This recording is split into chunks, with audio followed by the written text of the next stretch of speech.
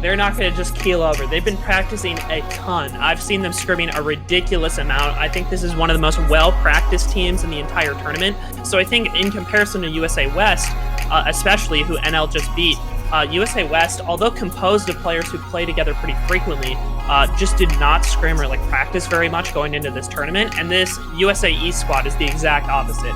So today we have playing Casper, Sean, Quinn, Ken, and Mac bagging for the team. So a really, really strong lineup. I think, judging from the scrims and people I've seen playing, every person on this starting lineup, as well as every member of the bench, is well practiced and experienced with each other. I think that's also a really interesting thing about this team, is that even if things start to go poorly, they have pretty much an entire secondary roster that's as good to be subbed in at any time.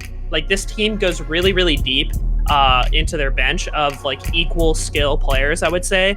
And it'll be really, really interesting to see what the subs look like after the first war, to see if they do make any changes.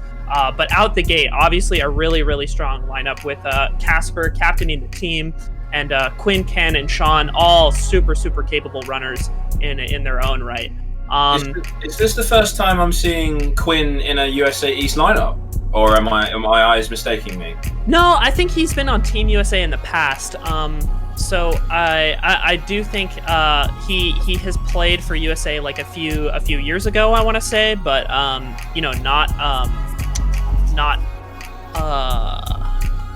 maybe I guess I was gonna say not recently, but the event hasn't happened in a while. Yeah, of course. Yeah, no, I just meant in this World Cup 2020. I've seen a lot of the US East matches. I don't think Quinn has been in any of them, so it's pretty awesome to see him out of the bench and into the front lines. And this NL team, stacked AF. Tell me more about it, dude. Yeah, absolutely. So this is a really interesting lineup. I think NL, similar to USA East, has been practicing a ton. So they were one of the first teams to gather, one of the first teams to start scrimming, the well practiced. And I can't wait to see how they execute today. So Joris bagging for the team, and on the in the running department, they have Leo, Thomas, Leops, and May. I think Leops is kind of the shiny player that stands out among the rest. He's probably one of the best players in the game right now. I would say definitely top 5. But May, Thomas, and Leo have also all performed throughout the tournament quite well. NL got here for a reason. And pardon? Yeah, sorry, man. This team goes way back. I'm looking at these names, and I'm feeling these guys have a really strong connection, friend-wise, and they've been playing this game for years upon years. So they must have some really, really good team play that will come into effect in this match. Absolutely. I think Thomas specifically stands out, right? A world record holder like yourself has had many top time trials over the years. And, to have someone on your team like that, round out the lineup is super helpful, I think. By the way, we've had Brawley hop in fresh off of his CT League match. So let's get a last-minute perspective on this NL lineup before we get these guys started. Yeah, definitely. What's up, guys? Just came off a harsh loss, but it's okay. We're back now in the action. On the commentary desk, we're going to see May, Leops, Thomas, Leon, Joris. Okay, so I think this is... one of their stronger lineups, of course. I think was Thomas usually the one playing in the previous matches? I'm curious to see. Or is this the same lineup they used last weekend? Oh, okay. Nero and Joris back. Okay, so that's kind of curious because we did see Neo get a lot of shocks against a Bobby in the US West match. So kind of interesting to see how Joris will do here. Maybe they'll think about Neo subbing in if Joris struggles.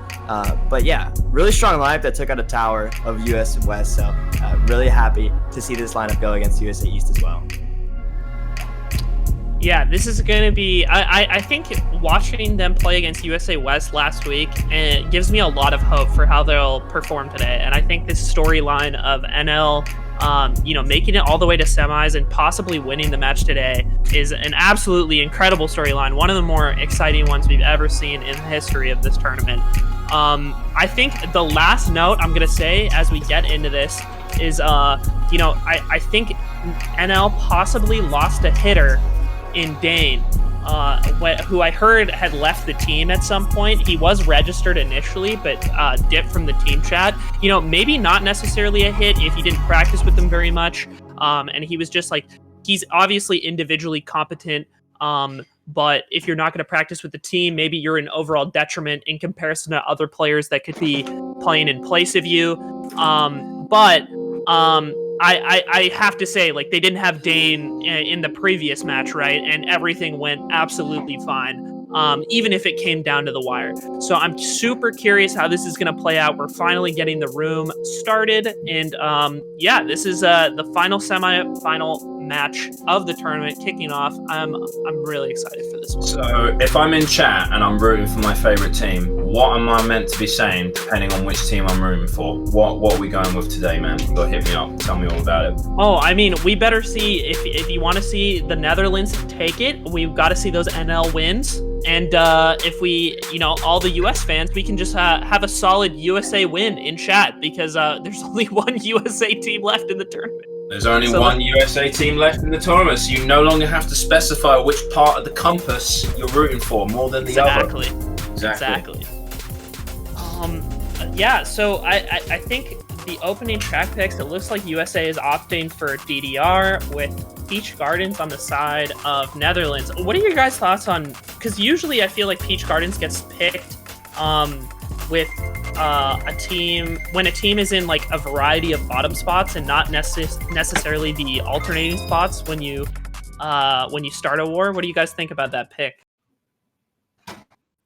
I want to hear what Broly has to say about it, dude, because I know Broly's a big fan of Peach Gardens. Yeah, honestly, I think Peach Gardens kind of interesting for an alternating spot start. Was this it? This was sorry, I was like kind of away. Was this a Team Netherlands pick? Yeah, it was the Netherlands race 1. Okay. So yeah, so maybe kind of looking to surprise Team USA here with this pick, as you know, kind of the normal standard I'd say would be going for like a Grumble Volcano or like a Koopa Cape. You don't really see Peach Gardens, I feel, getting picked on the first track of alt spots, but we're gonna see what they have to do here. We're gonna see Sean and Casper in 3-4, and I believe Quinn in first. So 1-3-4, really good pull for Casper here as he gets these triple shrooms. Going to be looking to hold these here.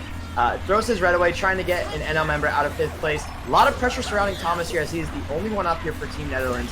And going to be looking to see what Casper can do with these trip shrooms, if Pal will take him out, or if any other item is going to take him out here.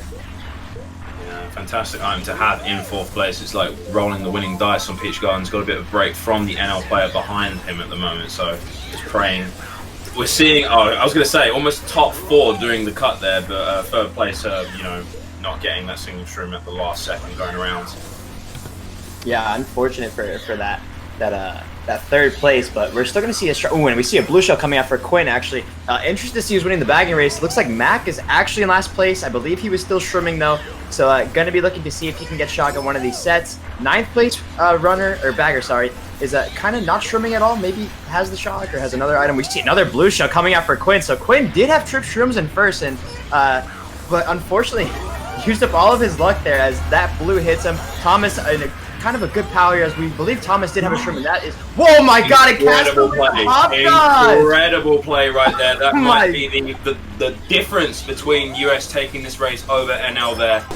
For those unaware, the POW, if you time a hop to be the 1 frame before it strikes, you can retain your item without having to go airborne off of like a trick ramp or like a lip in the floor or anything like that. Blue shell going to be coming from though. He gets punished. Is he going to be able to make it? He's not going to get. He's not going to get combos. 2nd place having a banana and having to defend themselves against red. So possibly not as bad as we may think. But we're seeing a top 2 from top 3 right now for Team Netherlands. Now, the blind fib to top it off. That is not good. God, that is so unfortunate for Casper, who hits one of, I mean, I would argue perhaps the hardest tech to time in the game to keep his shroom, to get a lead, and everything just doesn't work in his favor. A really, really strong opener for Netherlands. That's an awesome start for them. I am now interested to see. I think people are going to start keeping tab of blue shell counts, because that race was going pretty good for Team US there. But NL pulling not 1, not 2, but 3 blue shells to take out Quinn in first and Casper as well. Yeah, really good. Just unfortunate. Really Yeah, good I mean, luck like, for Netherlands. not much you can really do about that, right? Like, they both pulled amazing trip shrooms at the start, and they both had the right play. There was no PAL. The shock wasn't being used until far, far later into the race. But at that point, it's essentially just a gamble. Just gambling, and it just didn't really pay off. But still. Did somebody have the shock there? I think so. I saw Mac had a star at the end, and Joris also did not have an item, so I don't think anybody had... Yeah, nobody got shock until the very end. And so Netherlands... You know, reaching into the pot of gold right there, pulling 3 to 4 blue shells on the first race. And, you know, Quinn was able to dodge the first one, but unfortunately ran out of shrooms for the second one. And, you know, they kind of pay for it. Casper also getting taken out. You know, incredible hop dodge by Casper. That was awesome. You know, he used the little incline he had on the bridge to dodge the PAL, keep his shroom. Keep his shroom, but unfortunately got punished for it with another blue shell. And that's just the game of Mario Kart, right? I mean, really is. What else can you do? I mean, he could have gone around the cut, but, like, no one does that, right? Like, if you were in that position, you wouldn't have done that, man. You would have totally taken that cut. The cut saves too much. I kind of like, it's the same amount of time saved that you would get from being blue, you know? So, it's just unlucky in that circumstance. But going to see a TF pick come out, which is really good for Netherlands spots, as they did have a top 3/top 2-4. As we saw Quinn shroom past their third place at the end, so top 2-4 really strong for TF. Guys, what do you think USA can do to kind of get back into this race?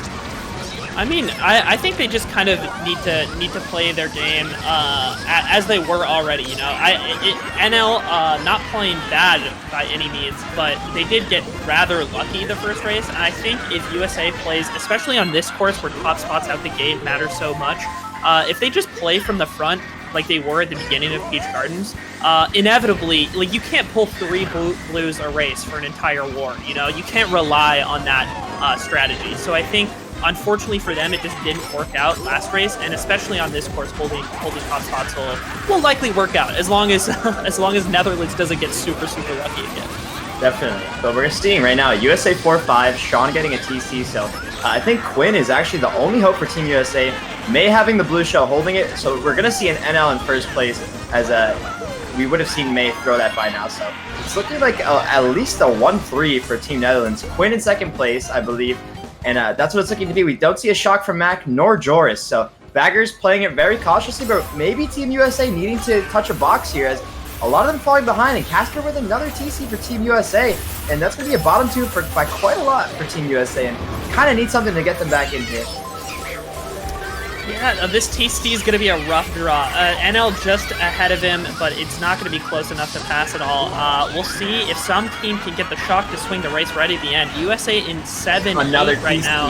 Another TC for Team USA. Absolutely brutal. But unlucky in just different ways this time around. Hanging on to the blue still. What happened to Leo at the line? Someone hit something. Leo hit something, and he got passed up by Sean. So that's actually quite big. Because otherwise, yeah, exactly. It would have been 2-3 otherwise, right? That would have been a 1-3 for Team Netherlands. Even worse. They had such control over that race the whole time. Another shockless race, I believe, or at least if someone had got it, were holding it right at the end, and hanging on to blue the whole race. So Bleops, obviously a player who's not going to make mistakes at first, just gets to run the whole thing. Another incredibly strong race out of Netherlands.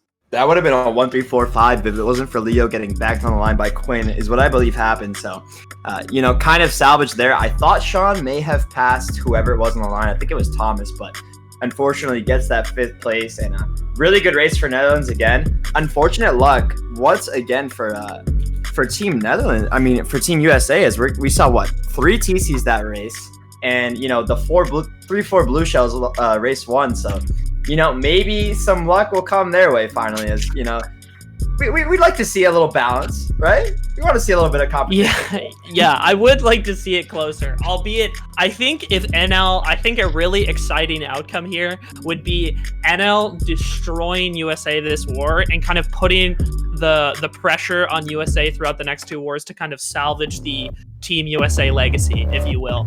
But we'll see how the rest of this one plays out. I don't want to get too ahead of myself. I do have to say the luck has not been particularly in Team USA's favor, albeit NL playing very well. Yeah, definitely NL using the resources to their advantage, and you know, kind of held that top spot and held the blue the whole race. So, you know, unfortunately, USA was unable to get that blue shell that they needed, like NL just did oh so very much on Peach Gardens. But on to Grumble Volcano, as we're going to see NL running in top 2, May with this nice shroom in second. Going to be looking to go for this rock hop here. And does make it, going to be taking that first place, saying, Leops, I'll take over here, man. How about you get some shrooms yourself and catch up? But Casper, not falling too far behind from May, and going to be looking to pressure this top 2.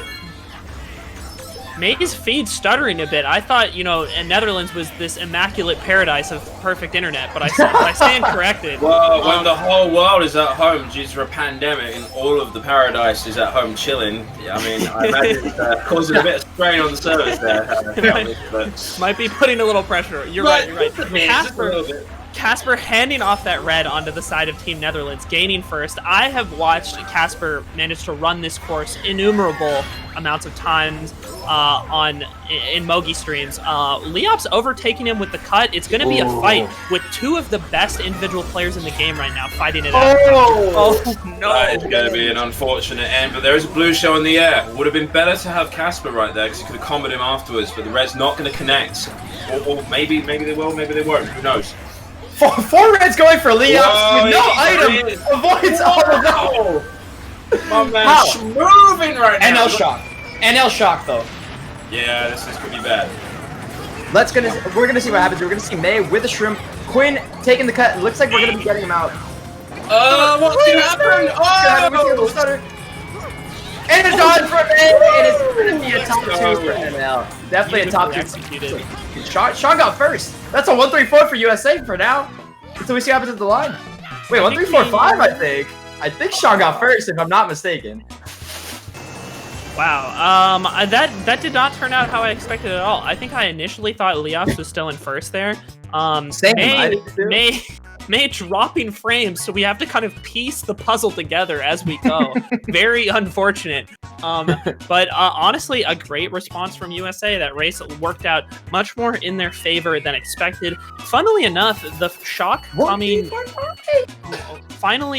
coming out in the favor of NL, or some team at least getting the shock at all, and then them losing the race, even though they have that item in their corner. Yeah, definitely. It was kind of surprising because, you know, we thought, I mean, May did get a really good spot out of it.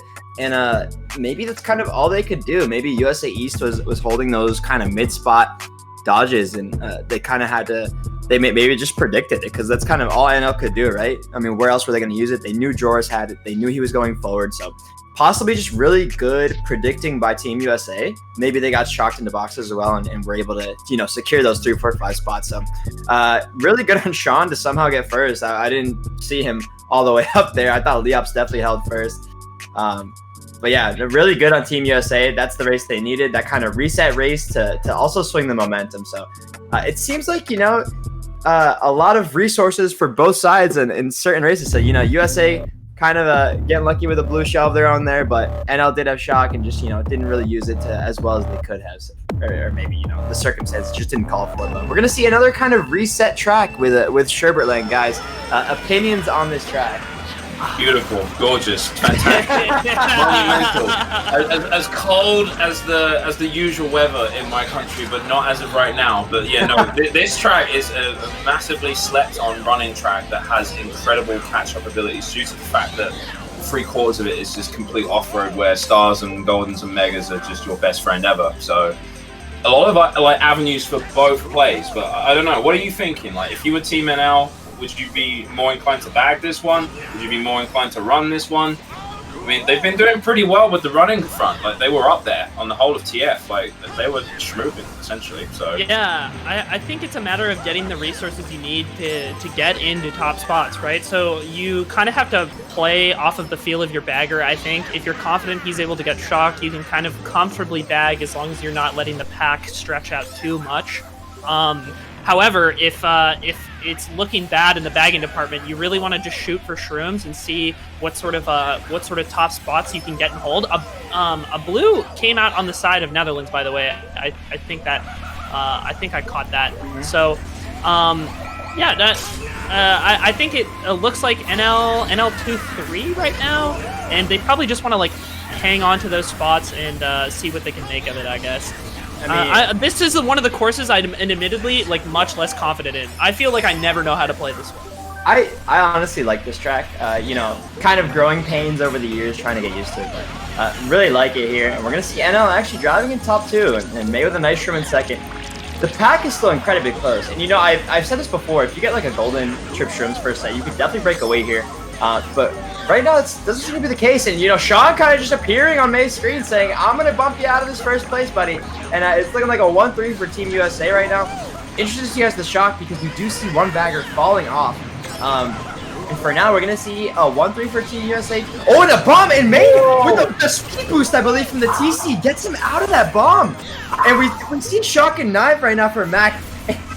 Insane by May. But getting the TC and having, I mean, he didn't do it, obviously. But we're going to see it.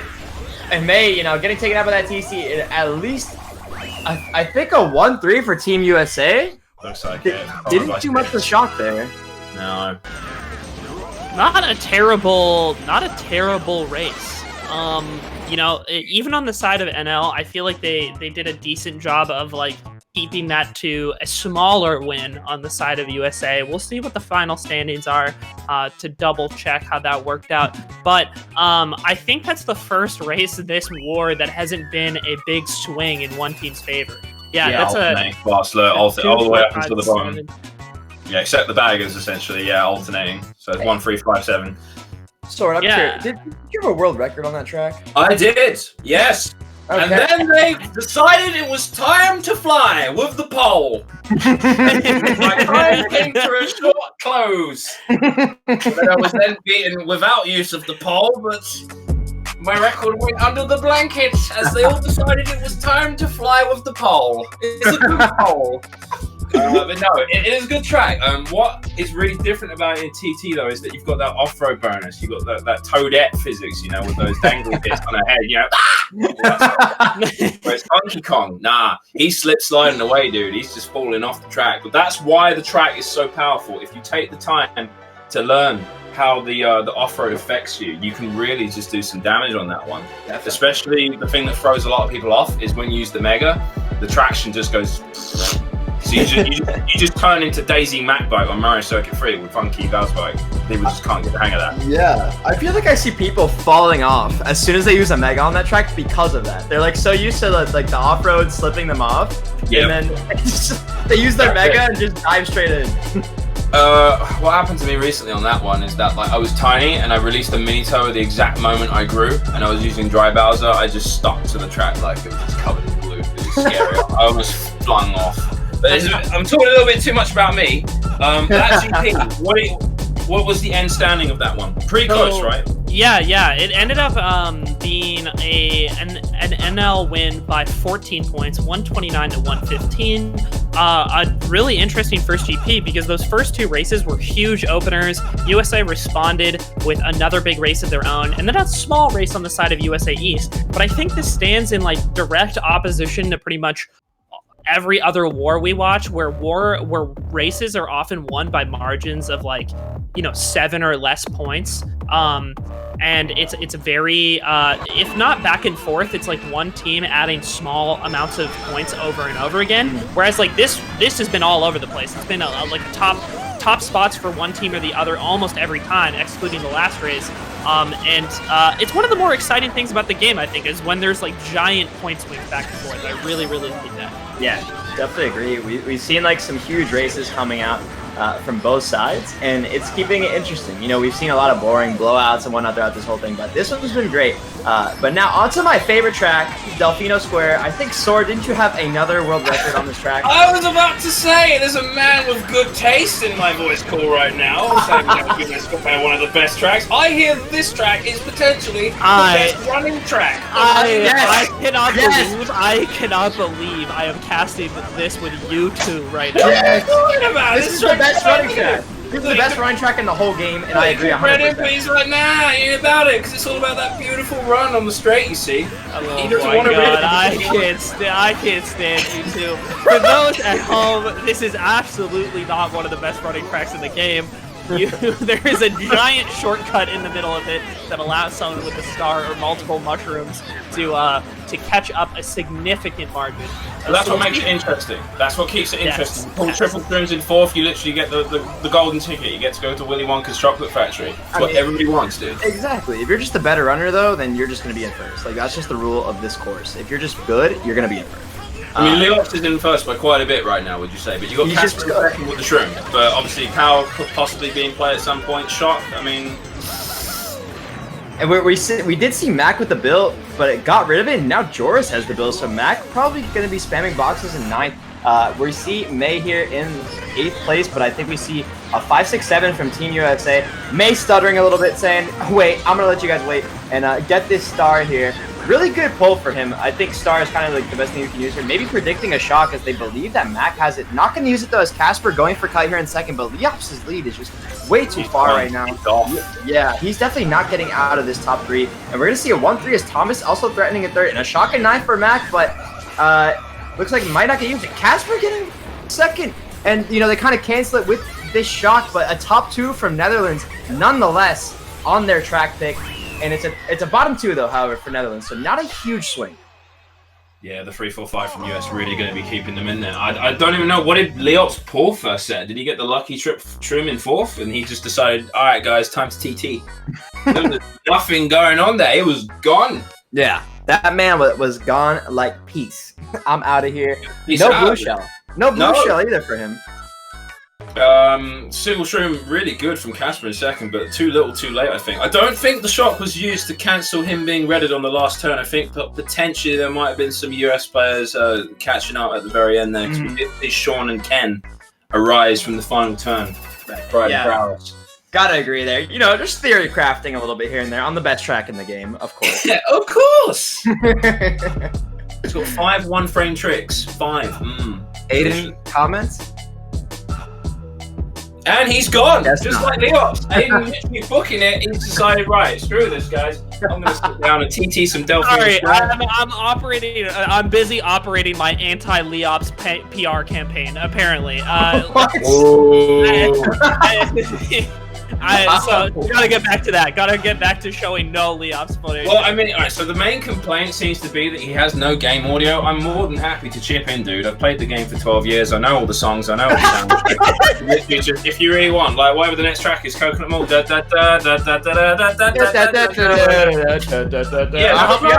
We'll harmonize. We'll harmonize. All right.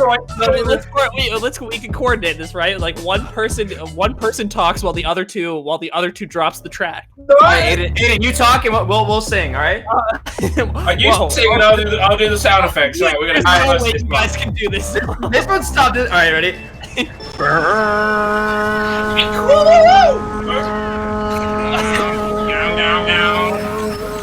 All right.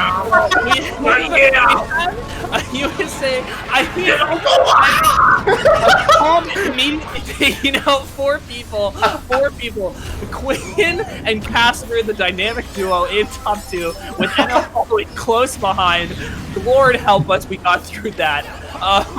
Wait, the double backing from the top 2. Let's go. Let's go.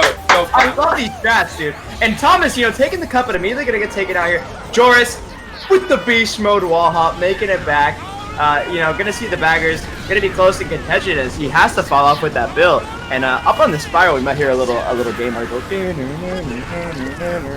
But back to the race. Okay. So that cloud's not going to be really, really good there. I mean, what did NL have right now? Was it 3, 4, 5, 6? It looked like was the US top 2. Yeah, not great. Doesn't really have much option other than to drop back and possibly get a better item to catch up from there. But US players going to be making their way up there. Sean breaking that 3, 4, 5 there. US now with top 3 for a massive break from 2. And what I love about these players, Rolly, is just that they trust each other with their lines so much that they're double backing these turns effectively, but still like coordinating in such a way where they don't hit each other. Definitely. That takes massive balls, dude. Yeah, coming from like personal experience, when we practiced a lot in Team Latin America, we were just doing that all the time, like top 2, top 3. Yeah, we would double back him every single turn. Like I'd be like like say Mike was in front of me or something, and I was insane. I'd be like, Mike, back this right now, this next turn, and I would just go wide and like, boom, it would get someone. Like double backstream, I think is so underrated and it's so this track, underused. exactly right. This track's so bloody narrow, dude. Like literally feeling like squashed between all the walls. May were mega though. Not sure what's going on with the shock value, but he's going to use it at the first set. Yeah, we see really good change. We see both the baggers still going back, but you know what NL needs here is a blue. They need a blue shell. Joris with the bill. Mac also still going back, so we might see a shockless race. Be careful, Mac, as couldn't possibly troll his teammate up on the bridge, but fortunately able to avoid.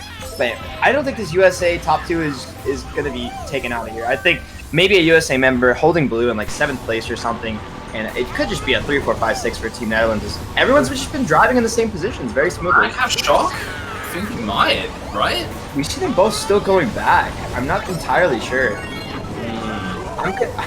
If I were them, I would stop first set and try to get it, but you know, Netherlands gonna just have a 3, 4, 5 at least. This is literally countering out the previous race, man. Yeah, 100%. Yeah, it's gonna be the same exact spots, I believe, and we did see a shock come out at the end. I don't know if we saw anyone dodge though. It was kind of a interesting race. Is kind of boring compared to the other races, honestly. Very tranquil, as we saw that top 2 just gone and no commotion really happening throughout the whole race. No, I'm like the main thing with the mid-pack exchanges is just that all of the team members were grouped together. So on this track, you often see lots of like scrimmages going on in the hallways and such. But when you've got 4 of NL all just in a line, like they're not going to be throwing any of their items. They're going to be playing very safe around each other. So it's merely just a big over-glorified race to follow the leader. Yeah, that's probably exactly what he's saying. That's exactly. Tom, that's exactly what happened there. It was literally, dude, the top 2, the players, both teams held their spots for 2 laps straight. I don't think I've seen that in a long time where nobody like switches spots. Like maybe you know within the team they may have switched spots, but like both teams just held top 2, bottom 2 for the whole race. It was like I haven't seen that in such a long time. It's common on that track, dude, because of just how tight and narrow everything is, and just I think their double backing was too strong. It scared everybody else out. Oh, we can't take any of these turns tight. Because once you see them double back one turn, you're just subconsciously going to be like, man, I can't play any of these turns like it's a time trial right now. I've literally got to turn on my 2008 lines and just avoid everything, and that just allows them to get even further ahead. Yeah, 100%. And you know, Netherlands probably rotating their items in the mid pack. You know, they're in the perfect blue shell spots. 3, 4, 5, 6. They definitely want to just spam their items and try to get it. But unfortunately, it had to have been a USA member holding it. But going on to BC3 now, kind of a reset track, I would say here. You know, going to be looking for people to get items here to take this shortcut, and going to be looking to get a big breakaway here. I would call it a Brawley breakaway. Oh, there. Nice. Had been Brawley breakaway. Absolutely. T from Quinn there. Oh, May unblocking the cut instantly. Quinn making an effort to block it, but he knows May, knowing that the rest of his team further behind him needs that cut available to catch up. However, Sean seems to be the only one who comes out in a really good spot in USA top 2, even though May put in the work to get it unblocked. Yeah, and you know, really good team play by May there. That's exactly what you have to do in this kind of high-level stakes here. You need to be taking out stuff and be playing super selfless, and that's what we're seeing both teams doing. That's kind of, you know, decision-making, teamwork that they need to be doing to kind of push them forward to that victory. So good on him. Unfortunately, nobody was able to take cut from Team Netherlands, and maybe somebody is going to be able to unblock cut for him, as he does have 2 shrimps in 3rd place. Looking to keep those in. Interesting bomb. I don't know what there. Who put that wall there? Thank goodness they did, because he would have been flying off with the stars on that one there. Still holding on to his star, changed it in 8th for the set, pulls another star. Is he going to go for ultra? No. He's going to opt for the regular cut. He's essentially... What is that? I have not seen that before, and I've been playing this game for longer than most of the people still playing this game have been alive for. That is some good stuff. That was absolutely clean. I think lining up, knowing that the star is going to expire and wanting to hang on to his next star, like not wanting to use the current one to make the cut, goes for like the quickest version of it I've seen in a long time. Very, very clean play for Casper. Definitely. We just saw him get rid of his star, unfortunately. Oh my! What is this guy doing? What? That's insane! What? What? I've never seen that Am before. I watching like a demonstration of how you can break the game's physics by my man Casper right now? Goodness gracious. I'm freaking out. Alright, Leops is up there in second. You've got May in a mega in fourth. Is a shot gonna come? This could change everything. The fib from Sean isn't going to do anything. Can NL change this race at the end? Casper moving! No, that was bad because Sean ended up failing because of it, I think, and NL kept their 2-3. Casper held that start so. Casper trying to make a massive play at the end, it looked like, to stop NL from crossing the line. But then NL ended up getting better spots because Sean died. A cool play from Casper, but not working out in USA's favor. It was too much of a flex, dude. That was just too much. Sean just went, dude, bro, what are you doing, man? And that was it. He just went for a swim in the lava lake. But what an insane. Oh, that really did not help him, actually. Goodness. Oh, I forgot how bad the respawns on that final straight are. It's just like, do it again. Fall off at the very end. Do the whole thing again. I'm confused as to how that star got there because we did see Mac have the shock. It must have been. Wait, yeah. Mac had the shock and it wasn't used yet, so I'm really confused as to who. Maybe Joris dropped that star thinking it has to be a drop star on the side of NL, right? And then Casper just ends up picking up and takes advantage of the situation. Dude, that race was all around crazy. A shining example of what this game can be like competitively, because Casper really pulled out all the stops that race. He laid it all on the table. That was sick. What I loved is like that bomb when the mushrooms come out made him slam face first into a wall, and then in his head he was like, I'll store this information for later, might come in handy. And then the power comes and he's got some mushrooms. He's like, hello wall, my old friend, it's time for me again. And he just slams into that wall, keeps his mushrooms, does the cut. Incredible play, man. This is the kind of stuff that you want to see. I loved it. I've never seen someone dodge a pal like that in my life. Casper, has all sorts of creative ways to dodge pals, really putting on a show for us at the caster's quote-unquote desk over here. Yeah, this has been a pleasure to spectate so far. And by the way, that interaction at the end did cost USA the race. NL ended up winning that race by 3 points, and if Sean had maintained his top position, it would have ended very differently. So now NL opening up in 1-3 here. If I'm not mistaken, am I just making this up that Thomas has a pretty strong time here? Thomas is a beast at this track, man. Don't get me wrong, don't get me started on how much of an unappreciated time trialer Thomas is. He's got the lines to literally carry this race, man. Obviously, shroominess not really going to be a thing that he's going to go for on this track, unfortunately. Just a little too inconsistent. Deadly Pow going to completely murder the NL team on that last turn. Yeah. And they get a little too comfortable with that wheelie there. It's not going to work out too well. We see Thomas getting taken out of the top spot as, he was kind of up there for the team. And as we said before, very good time trial player here. May, unfortunately, dropping some frames and not able to see too much action going on. But we do see him using his Mega, getting up there. Maybe he will pass some people, but we're going to see Casper in first now, driving like a beast on KC. Interested to see who has the other spots. We do see a bagger going forward and a bagger going backwards. I believe Boris going back and Mac going forward. I'm just waiting to see my man Casper dodge a power by driving on the ceiling of this pipe, bros. That's just what I'm expecting at this point. the man's got all the stops. He's got all of the stunt moves. What can he pull out next? What can he do next? Exactly. So US in a bit of a dicey position right now, occupying a lot of the back spots, but obviously Cooper Cave a track where dreams are possible. You can come back, but Max sitting there with the shock, definitely fantastic play there in the sense that they can turn this around if they get the right pulls at the set. Gonna see May coming up here with this golden, kind of the best item you can get in that spot. And I'm surprised it didn't get taken out, but we do see it getting shocked out of him. And interesting to see who dodged. Maybe they were just targeting May to not get him up there. Yeah, they might have needed to have done that sooner, to be honest. I think maybe one of them called out like, oh, my man's zooming on the grass on the left. He's doing dirty. But didn't really seem to do too much there. And obviously the pull of the blooper. But Ken's going to be taken out by something. Didn't quite exactly see what that was.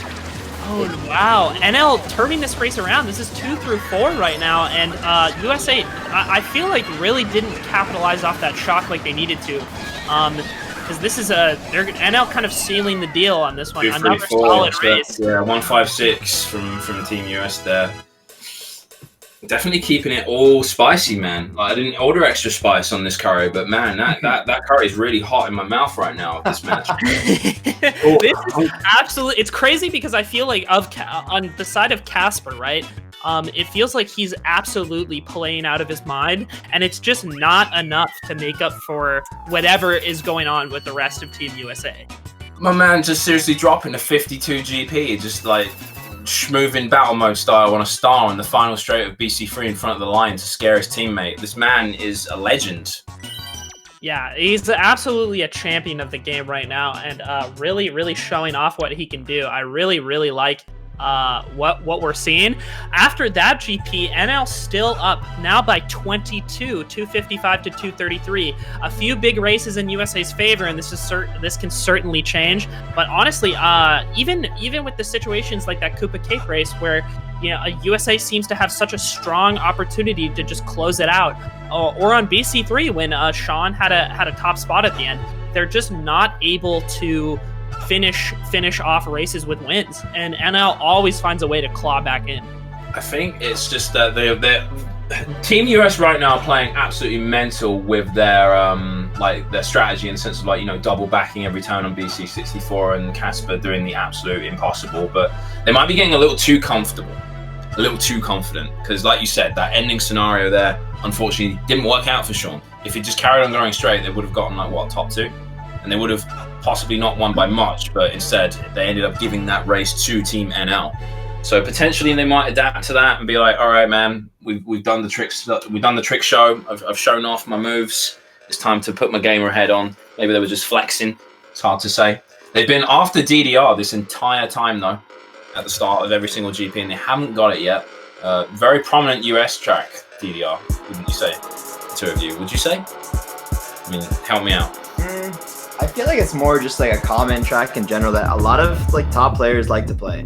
Kind of cool techie stuff with the sand hop and the wall glitch, and just a really good track overall for people that like to TT and get up in the front. And we're gonna see that with Leops and probably Thomas as well in NL. Team USA does really like this track, I would say, but a lot of catch-up potential as well, as we can see NL members going for goldens here. I'm sure that's what May's gonna do, try to get a golden or a triple shroom to take that really long cut going into lap 2 or 3. But for now, gonna see what NL can do to kind of stay in the front, as we see Thomas kind of falling out a little bit, maybe failing the sand hop, and we do see Leops in second place. And we're gonna see May kind of try to take out the bottom 2 here from Team USA, and doing a really good job as he gets Ken there, kind of sacrificing his body for the team. But we're gonna see Mac also winning the bagging battle here, so could be looking to see a shock from Team USA, and Casper just kind of going, hey, let me just land on top of you. I think that actually works out well for May. I have a bit of a thesis, because I didn't see Thomas withdraw any items at the start there. Is anyone going for the ultra right now?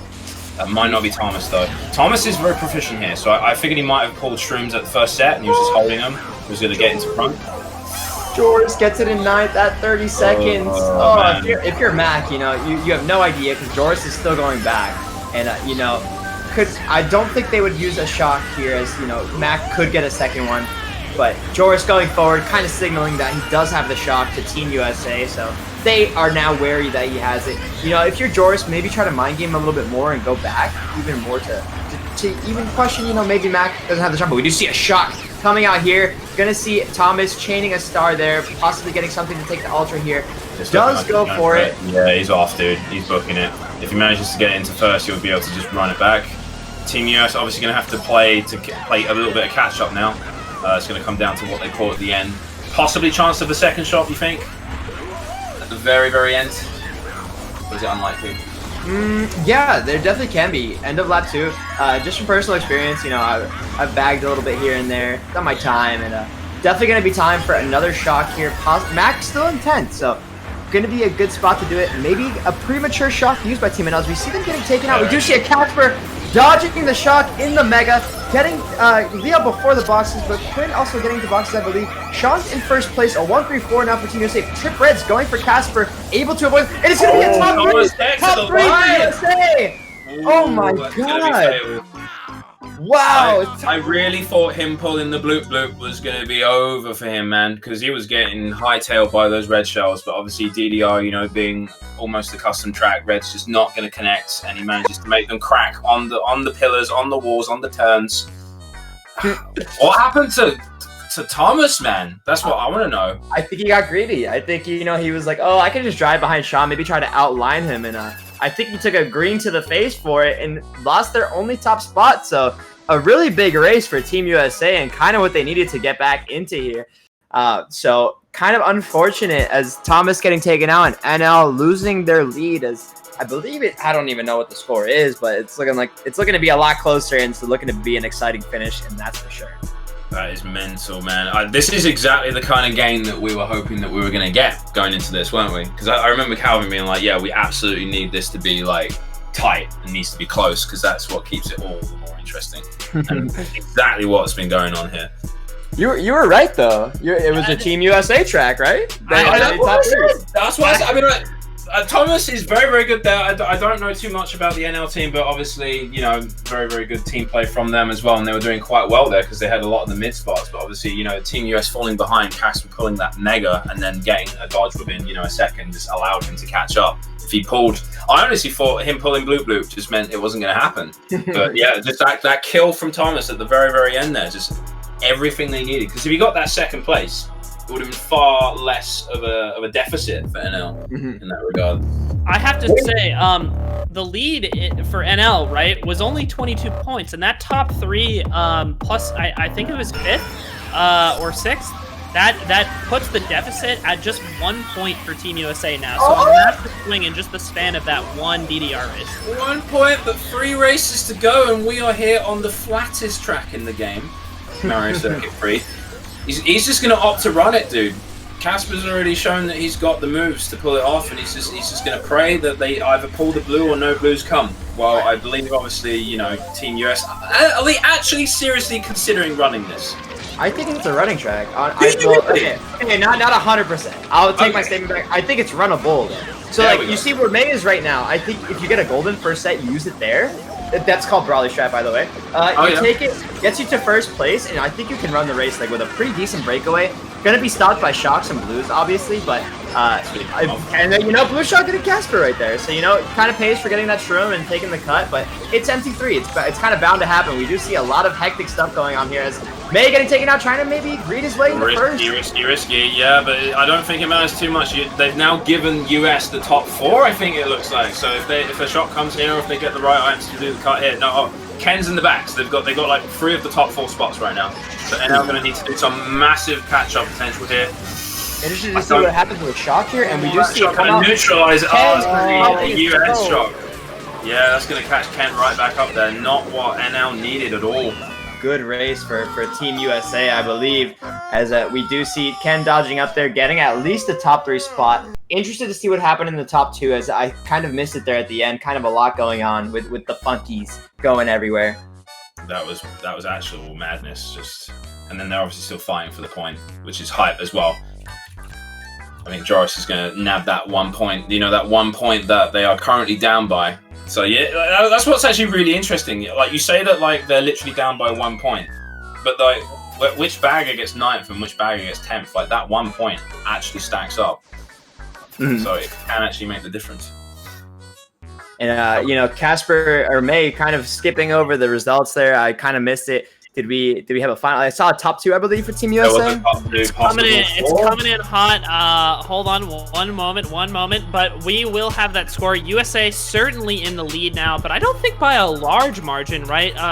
3, 4, 7, 8, 10. That bottom 2 in the 7-8 on the side of NL is definitely going to hurt that race. Yeah, that's going to be a race win by 15 for USA. Up by 14 total now. This race completely swung in the other direction. Netherlands opened so strong, and now it's looking dark, right? And I think for NL, right, it's so important to close this first war out as the underdog. You really want to clinch the win now, because putting the pressure on to win the next 2 in a row is just a lot, I think, especially for the underdog team. Definitely.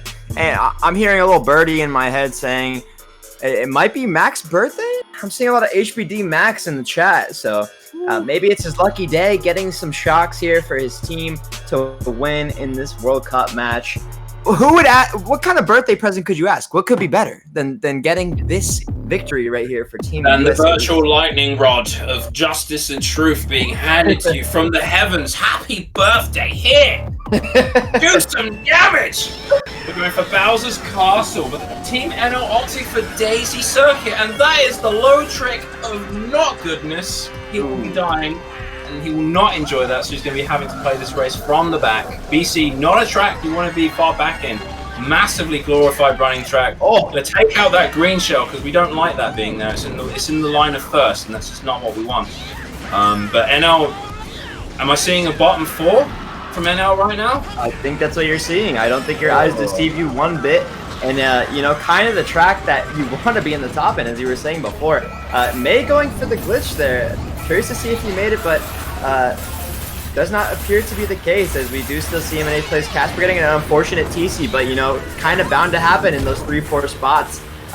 You know, fortunate that NL did not get it for them, as, you know, they have a lot of catching up to do here, as we see a top 3 break right now for Team USA. We see a funky spinning now. This is really rough, right? Because it needs to be on the side of NL as well, and this one's going to be a really hard one to pass off. I don't know if it's going to be possible. Chasing Quinn down, he probably is going to be able to pass it, but with Quinn stopping there, the lead for top 2 is just going to keep extending.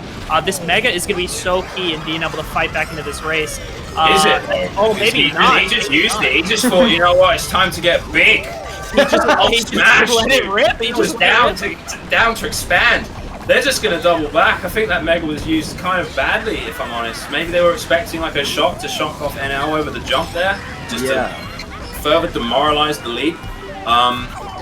Yeah, I don't know. They need a blue. They need some Peach Gardens rerun, man. They need to start firing those blues off. That's what they really need right now, because they cannot let US get top 2. We're seeing Thomas and Omega in 3rd, though. And Omega in 4th! Come on! Oh my god, this pulls! Do it! Team Nep is doing.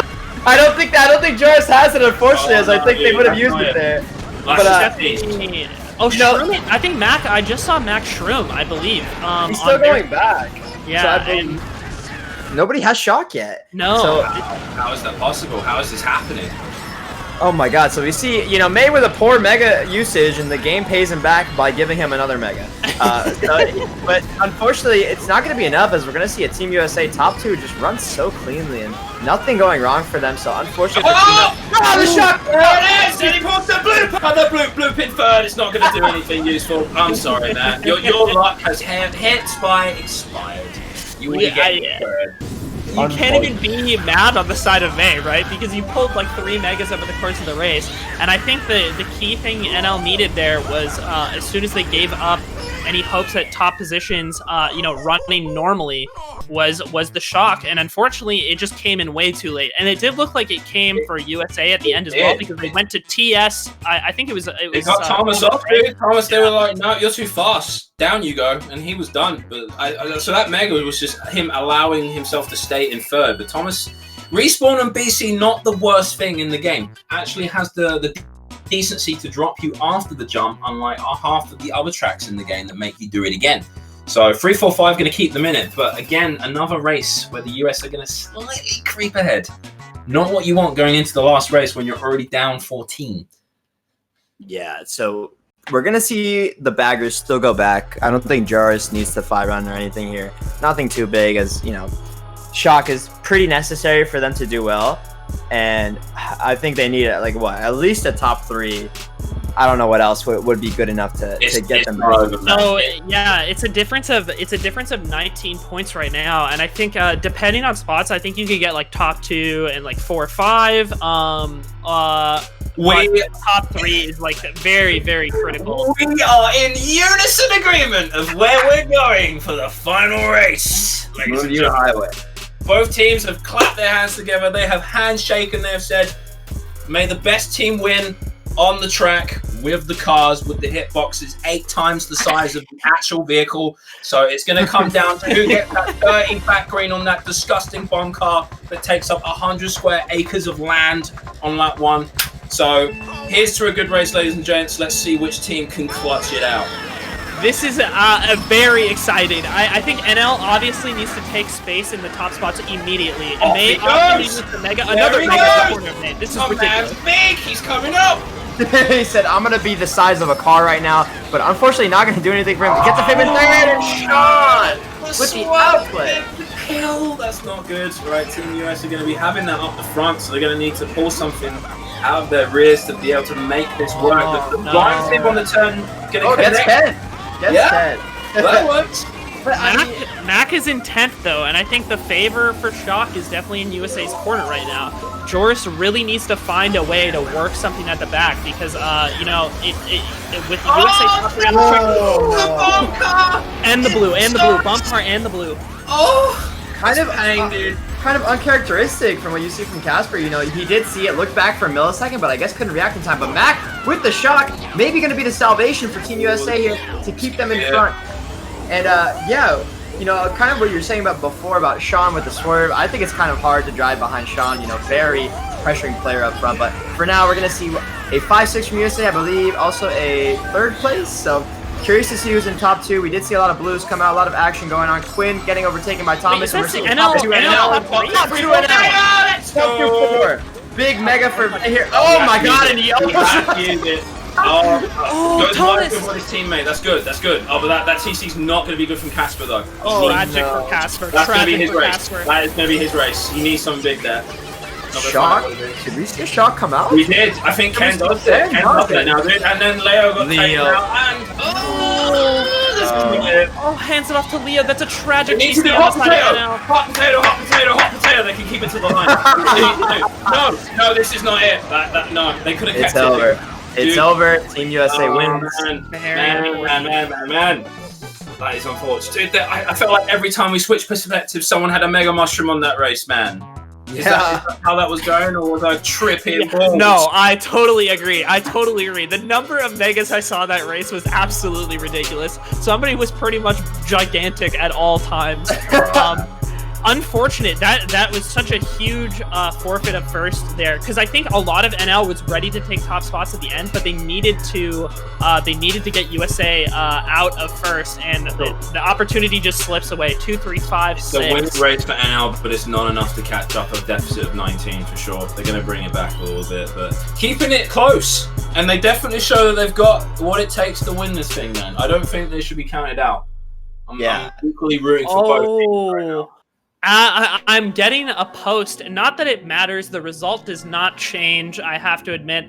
However, we do have proof of a trolling penalty being dropped in the players channel right now. Unfortunate circumstance of Joris lagging the bomb car that hit 2 members of USA. So that unfortunately would be a penalty in its own right, even if they had found a way to claw that race back. I think, wow, that was absolutely an incredible war from start to finish. USA clutching it out after, honestly, a really terrible start across the first 2 GPs, looking really, really shaky. And then we saw them respond with a massive race 1 in that GP3 that swung them back into it. MC3 kind of sealing it up, and then them just not letting NL get a big lead in either of the remaining races.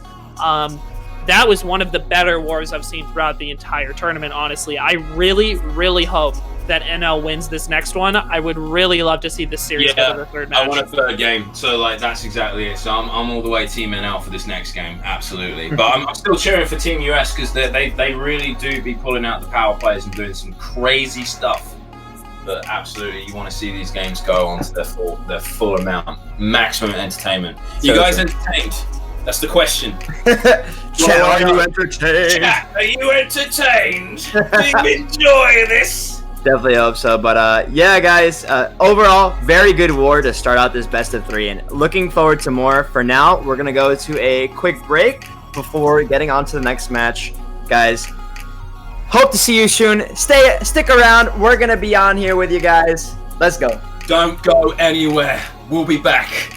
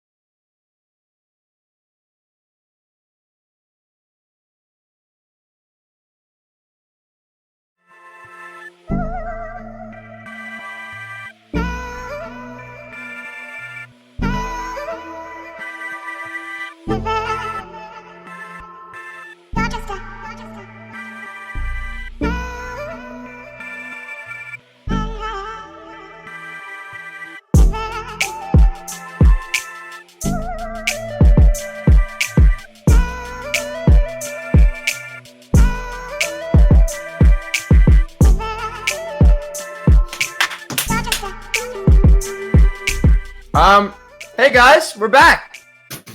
I'm eating my chips, got a little snacky on my break. But now we're here back with the chat, back with you guys. Hope you're enjoying this match so far. Hope you're having a great Sunday. I know I am. I know I'm excited for this next match coming up. I'm joined by my mans Sword and Calvin. Guys, how do you think this series is going so far?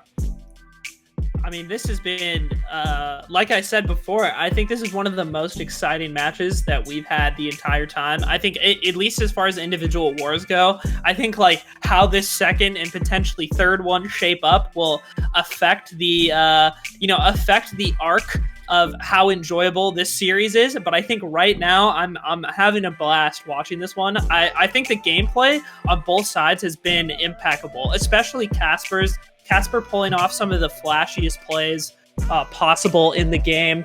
And then on the side of NL, taking control, taking the lead out the gate on that war. US, like, climbing their way back in. That one just kind of had everything for me, to be honest. Sure. I have a special announcement to make. Happy birthday to you. Happy birthday to you. Happy birthday, dear Mac. Happy birthday to you. Let's go. Let's go. I'm sure for his birthday, hoping that he is blessed with many shocks in the back. The perfect gift on the perfect day for Mac. Just to cover that previous war, so the final score for that one was 373 to 319. There was a -40 penalty on the side of Netherlands. So I think if we can like kind of cycle back and think about what happened, we were like making a comment about how Casper, uncharacteristically hit or like was struck by a bomb car. And that was because Joris hit the bomb car on the side of NL. And that resulted in both Sean and Casper being hit and losing their item, I believe. So not that it really mattered in the end. That penalty coming out in the last race isn't going to affect much. However, on the topic of baggers, on the topic of Mac's birthday, on the topic of shocks to be pulled, and on the topic of Joris, trolling a couple people, Neo will be subbing in for Joris as the bagger this war. Guys, Dun, dun, dun. how do you guys think that's going to affect it? Because we did see Neo pop off, like I said before, against USA West, where he got a lot of shocks. Against Bobby, too. Like, people would questionably, like, one of the top baggers in the world, if not the top. So, what do you guys think this Neo sub is going to do for Team Netherlands? I think this could potentially change. I think this changes the course of the war for Netherlands, provided everybody on NL plays as well as they did in the running department, and maybe a little luck here and there in their favor, if I may. I think adjusting the bagging will make all the difference, because Joris not getting shock on a few of the races in the previous war was the reason that NL had no options to climb back in. Whereas on the side of US, there was definitely a number of races they salvaged, even when they didn't have front presence, because that item was in their corner. So if NL can just get a few more over the course of the war and like have their runners perform the same, I think that makes the difference. And this goes to a third match. And I want to point out that subbing someone out is not a sign of weakness. It is a sign that sometimes you just, when you put on those pair of shoes and you're like, man, I can't fit my big toe in this one. What's going on? You take it off, you put a different shoe on, and you go, all right, that's the perfect fit. You don't throw that other pair of shoes away, man. It might come in handy later on. It's all about team play. It's all about making sure that everybody gets a chance as well. So, with all due respect, like, Joris is an amazing bagger, an amazing player. Hats off to him, dude. Like, him being replaced is not necessarily a negative comment on his performance specifically. I would absolutely agree. An incredible analogy to go alongside that. I wouldn't say so. One of my weak ones. 3 out of 10. 3 out of 10 needs more. I think with I'm excited to see, we'll see throughout the first GP, right, whether or not it makes the difference. It was also interesting, I thought, and I want to hear your thoughts, Brawley, across the first GP of the previous war. A lot of it was shockless, right? And NL performed really, really well when there were no shocks in play. Perhaps just having that level of control we have a few more GP1s, if you will. What do you think about that? Yeah, I think Mac did a really good job of securing a lot of shocks for them, and it kind of let USA just go peacefully in the front and whatnot. Like, they didn't have to stress about getting dodges when they were up there. But again, we did see kind of like a mismatch of like different spots coming out from both teams. So we did see like NL in the front, but also in the middle. It was kind of like even in terms of that of who was running in the front and who was running middle and backs. I think shock definitely could have played a bigger factor there in the wars. Like, maybe it could have been used better, but a lot of the times we just saw them being held, and kind of in some races were boring. Some of them were super exciting. I mean, we saw some crazy plays from Casper with those pow dodges and whatnot. So really stylish play that, we love to see that. And we got hype. We got hype off that. We got mad hype in chat right now. Mad hype in chat, mad hype in the casting couch. Hey, mad hype all around. Can I get a hashtag NL win or a hashtag USA win in the chat, man? Tweet it out. Who hashtag are FKWC. you rooting for? I think it is one of, what's funny? I think it's one of the cornier things in all of esports casting when somebody is like, I just want to see a game 3, or I just want to see a game 5. That's not corny, dude. However, I have to say, I unironically and completely agree right now. I really want to see NL take this match. Yeah, let's go, dude. Luigi Circuit to start it off as well. Jesus. I mean, like, it's a reset track, but there was nothing to reset, right? Right, yeah. 100% agreeing. Which team? I'm sorry, I missed it. Which team picked this? It was one lone player. Wow. I didn't catch it. They had blonde hair on their me, if that helps at all. So we definitely got a random there. And it's definitely not the track that players want to see. Players want to be like racing skill tracks or whatnot, but maybe this is kind of the track that one of the two teams needs. Well, mostly Netherlands since they're behind. Maybe this is a track that you just kind of discover in their new strat. Maybe, we pick luck tracks if we do well on this. Maybe they kind of pivot what they're doing, and this could be the track they need to do it. We do see the opposite first.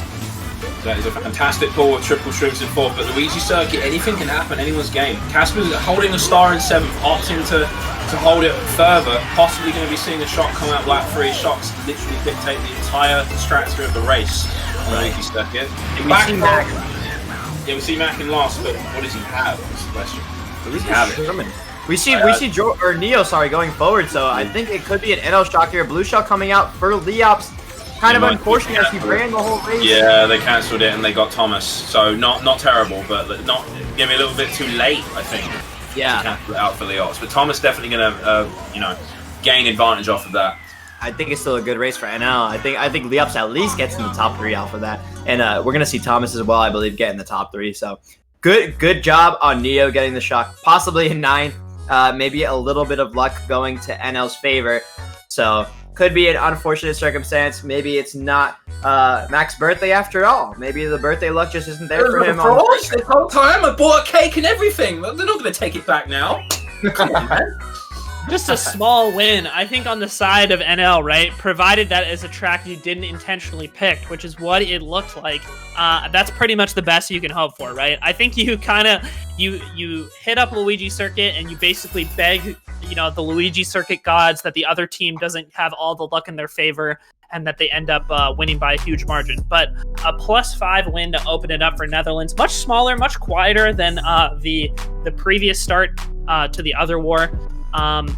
This is now if I may, we'll get to some real tracks. That's just offensive, man. That's like totally your opinion, bro. What do you mean? Like, Luigi Circuit is beautiful. You got the cheap blimp floating around peacefully in the air. You got Luigi's ugly face on every turn. Brilliant.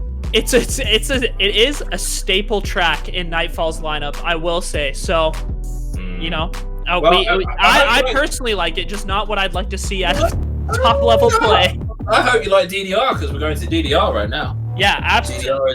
Lines, Casper on this course is absolutely incredible, by the way. We'll see. Oh, as I say it, blows Sandhop. Unfortunately, maybe one too many people going for it. I have just seen Casper run this track really well, time and time again, but I obviously have cursed that little interaction. He's going to be pretty far back at the beginning of this race. Not a bad thing to be on this track though, because it has got one of the largest shortcuts in the game. Trip Shroom's not the ideal item, probably the worst of the items that you can get to make the shortcut. a lot of people opt to like drop to mid spots and get like an item that allows them to do the cut, and then they just run with it, right? Like in the same way that you would get like a golden on Sherbetland and then just book it to the front and then run it, you know?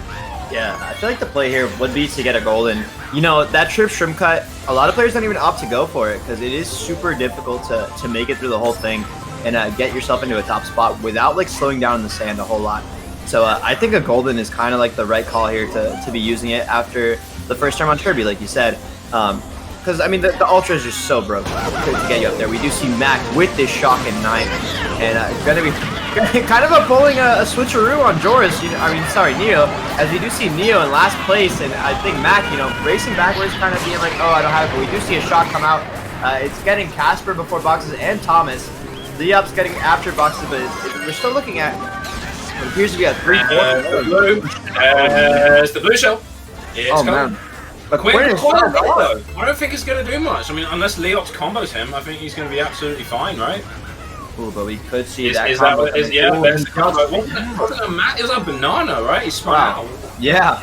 Apparently, Leops is very good at trailing people that are in front of him. Kind of hard to do that, so well played by him. Gonna see, I think, a 2-3 at least for Team USA, and you know, Quinn's dodge is kind of nullified. Whoa, really close great shot right there from Leops. I'm curious to see if another shock will come out, as we do see Neo in last plenty of time, and we do see another shock, and May dodge is gonna be coming up here. That bomb might be huge. That bomb could be really, really bad. Oh, does not. Doesn't really connect. Everybody, but they do get top 2. They do get a top 2 for Team Netherlands. Top 2, I believe, 4-ish? Top 2, 5? Possibly for Team Netherlands. Went for the silent bomb that didn't really pay off. I feel like if he just played fast and dropped the bomb behind him, it would have forced them to stop or take a worse line. But agreed. Went for a bit of a risky play there, but it didn't seem to cost him too much, all things considered. They still got the top 2 that they needed out of that. I agree 100%. I think he could have bombed their 3-4 actually, and it would have been a huge race right now. I honestly thought like dropping it backwards is the play, because bombs, in my opinion. Whoa, Casper got second? Oh, that's gonna actually matter. That's gonna be very important there. Yeah, see that lag. He lagged through the bomb, right? So that means that he was actually further ahead. I thought we saw May, and I thought we saw May ahead of him at the end, though. I don't know.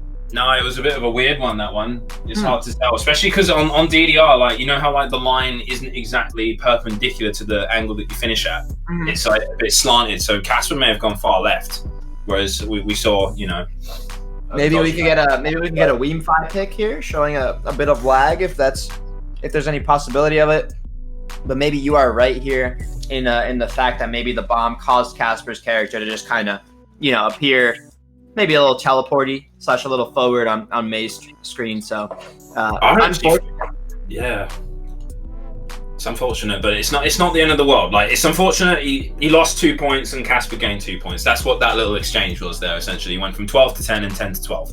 So they lose by 2 points, then they can go back to that point and be like, okay, that's not on. But I honestly don't think it will come down to that in the grand scheme of things. Definitely, we see a DK Mountain pick coming out here for Team Netherlands, I believe. Kind of I've seen a lot of people pick this in alt spots. So like we see like a 1-3-5, and Netherlands has come out to pick this. A good running track, I believe. It's kind of grown on. I learned to like one of the best running tracks. This one. The only thing that makes it anti-run is the fact that it's got a giant cannon. kind of. I mean, DK's just got that cannon thing going, man. Like, if the track's got DK's name in it, it's got a cannon in it. But all of DK's tracks are heavily run-oriented. It's just the cannon exists. But yeah, they definitely want to go for this one because they had that 1-3. Unfortunately, dropping to 5th here. As long as May doesn't get past this foul, he's smooth sailing from here. But US with a 4-3-2. Not looking pretty, especially since, you know, they're going to be trying to get Leops out of first. This could be bad for Team Netherlands, however, is if we do see a blue shell come out, could be trouble for Team Netherlands as they could catch up here. We do see Thomas coming up in 6th here. Interested to see how Shock will go. You know, it's a sit track for the baggers here. It's kind of hard to get Shock. I mean, you have to go for it at 9th, pretty much. You know, you can hang off of the jump a little bit, touch the box and pull back, but you have to get lucky, right? Yeah, exactly. You have to get a Shock at 9th. Yeah, that's literally it. You can't really do anything other than that. Cloud in 6th, not going to be the play that May was looking for. Really hard track to pass these on anyway as well, because there's just so many different lines you can take and just the general shape of the mountain. Leops, for the first time on this stream, we're seeing Leops' Hey! Leops POV! Asked, and they shall receive. Leops POV. Oh, I really like what he went for there. I really like it. But Thomas is going to be his saving grace in second. He's not going to get comboed or punished too hard for that one. Possibly seeing a shock. Do we know the bagging situation? Possibly. We do see a ninth place, and I believe Mac up in front here, so could have the shock in ninth.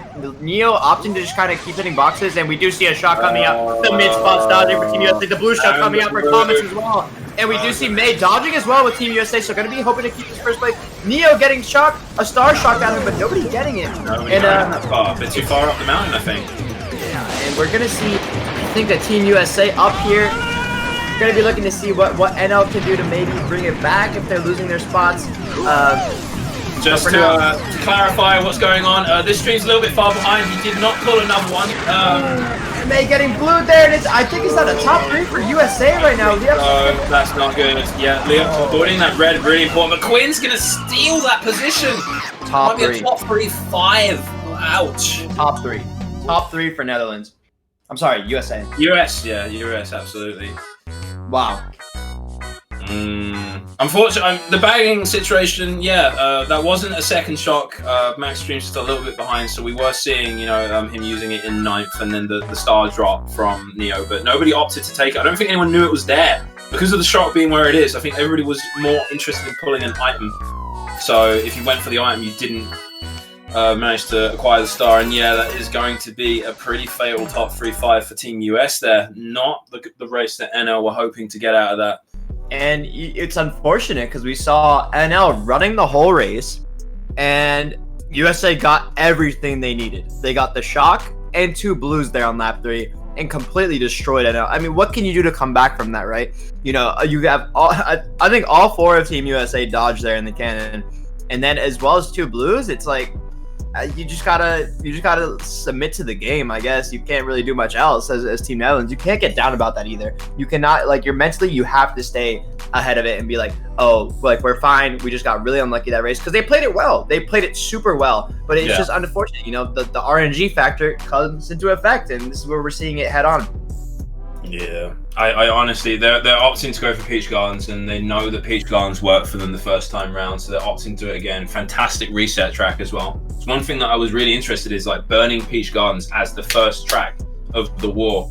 It kind of removes it from the roulette as like, we kind of just got, we got flexed on, we got a top 3-5, like, let's bring it back to Peach Gardens, where being in bottom spots is a good thing. Like, you don't have that avenue available to you. So I love that pick, but we're going, unfortunately, to the track where dreams were broken from NL in the previous war. Where commentators curse, Tom. Yeah. Commentators curse. So I'm hoping if I say this, then it'll allow NL to just pull out the stops and make the massive comeback. See, but you were talking about Gardens and a pick BCB, so. Alright, okay.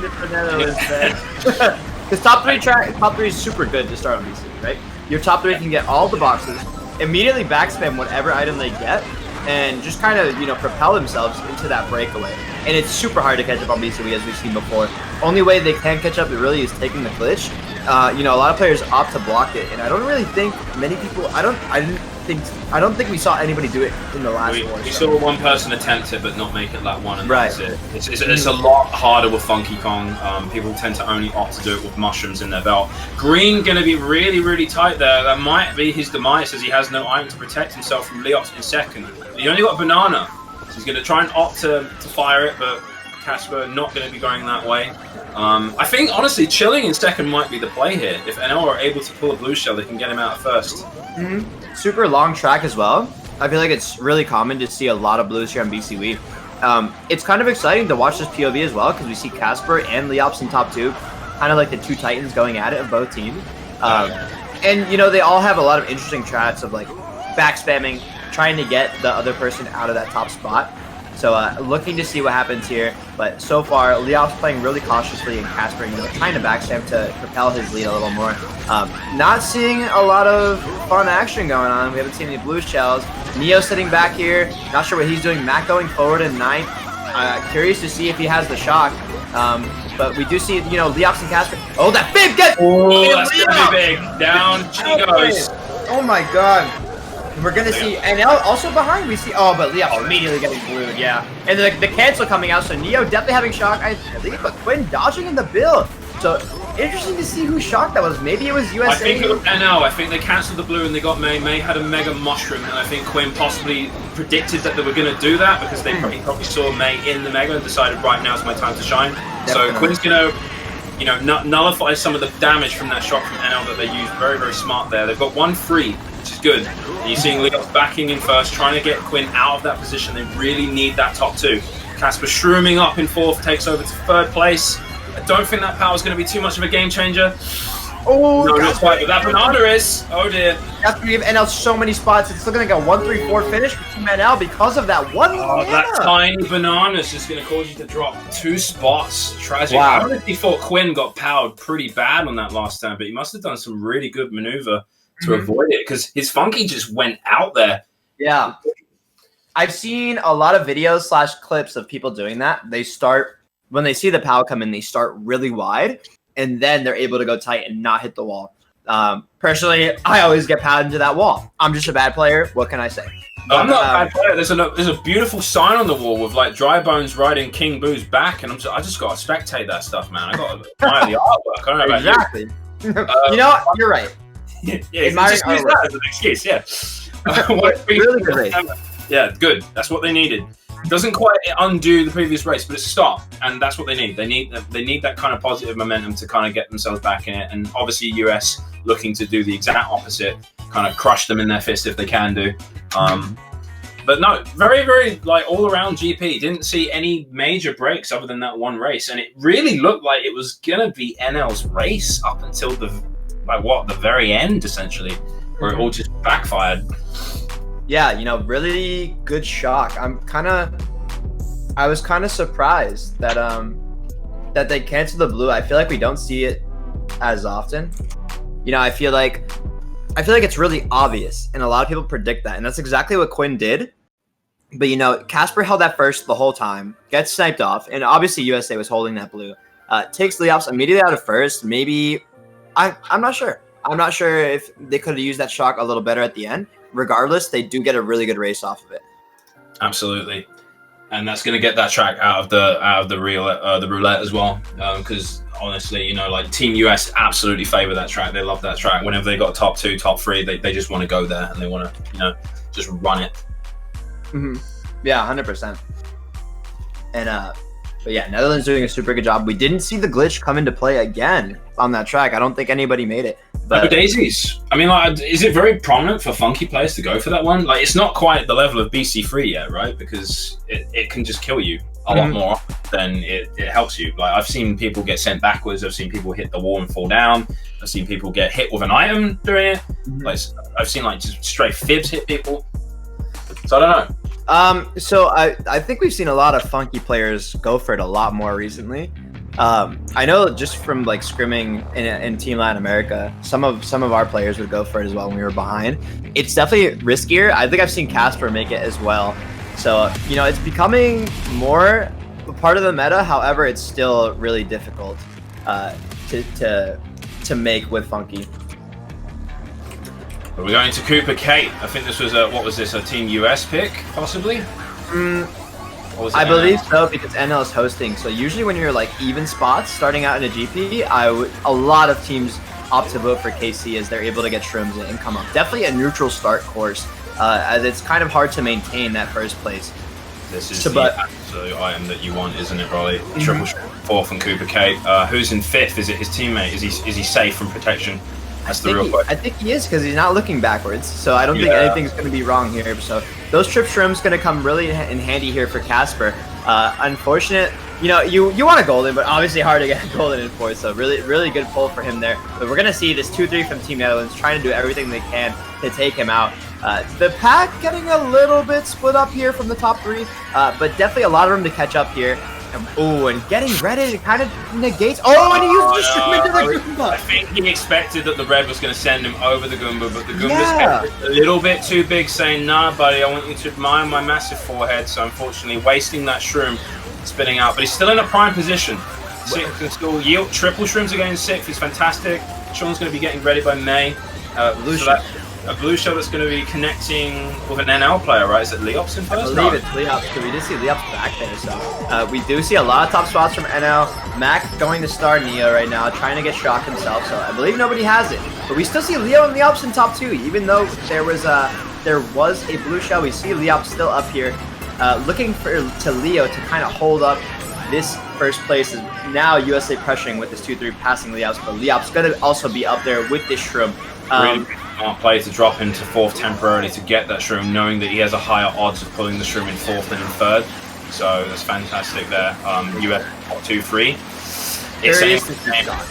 The shock situation, if somebody has it, this could turn the tide. This is it. Leops would get first if Neo is able to have the shot here, but Max still has the bill. We do see the 9th place bagger, Neo, still spamming boxes here. We see Leops using his mega star drop. Yeah, so that's going to guarantee first for Team NL. That's going to be big. And that green shell. That was almost disgusting. Great reaction time from Casper there. That almost ended him. That's a 1-3-4.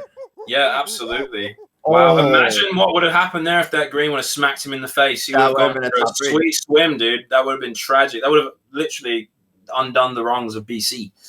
That would have been a top 3 for Team Netherlands. Wow, that's really smart play, because nobody expects it. No, well, like, that's the beauty of like the bagger dropping stars in the tunnel, right? Is like that's one thing that a lot of people underlook, is that if you're able to get like a star on the ground, that basically means you've got something else in your ammunition. So you can do something dirty like lay a fib or throw a green back or triple banana trap the last turn if you want it.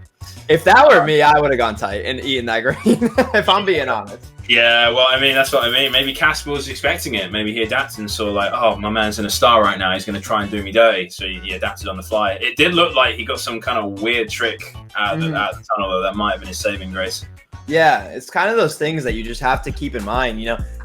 Some players kind of like not at this level, you know, they focus more on their driving and they're thinking about that rather than what the other drivers will do to you in that situation. So really good on him to be alert. It's kind of this situation where if you're a top player, I've said this before in the past on other streams and whatnot, but it's kind of important to reiterate that you want your skills to be at the level where you can drive on autopilot. And then the rest of the time you're thinking about what to do with your items. What is your team going to do with the shock? What is your team going to do with the blues? And, you know, kind of having that muscle memory, those instincts to just react whenever, you know, an item comes at you, or, you know, when to go wide, when to go tight to avoid backspin. So these players definitely, I would say, are driving on autopilot and, you know, looking to out mind game the rest of the opposing team. Yo, Calvin, I haven't heard from you in a hot minute, man. I know you've been having a bit of a moment, but it's glad to have you back, buddy, man.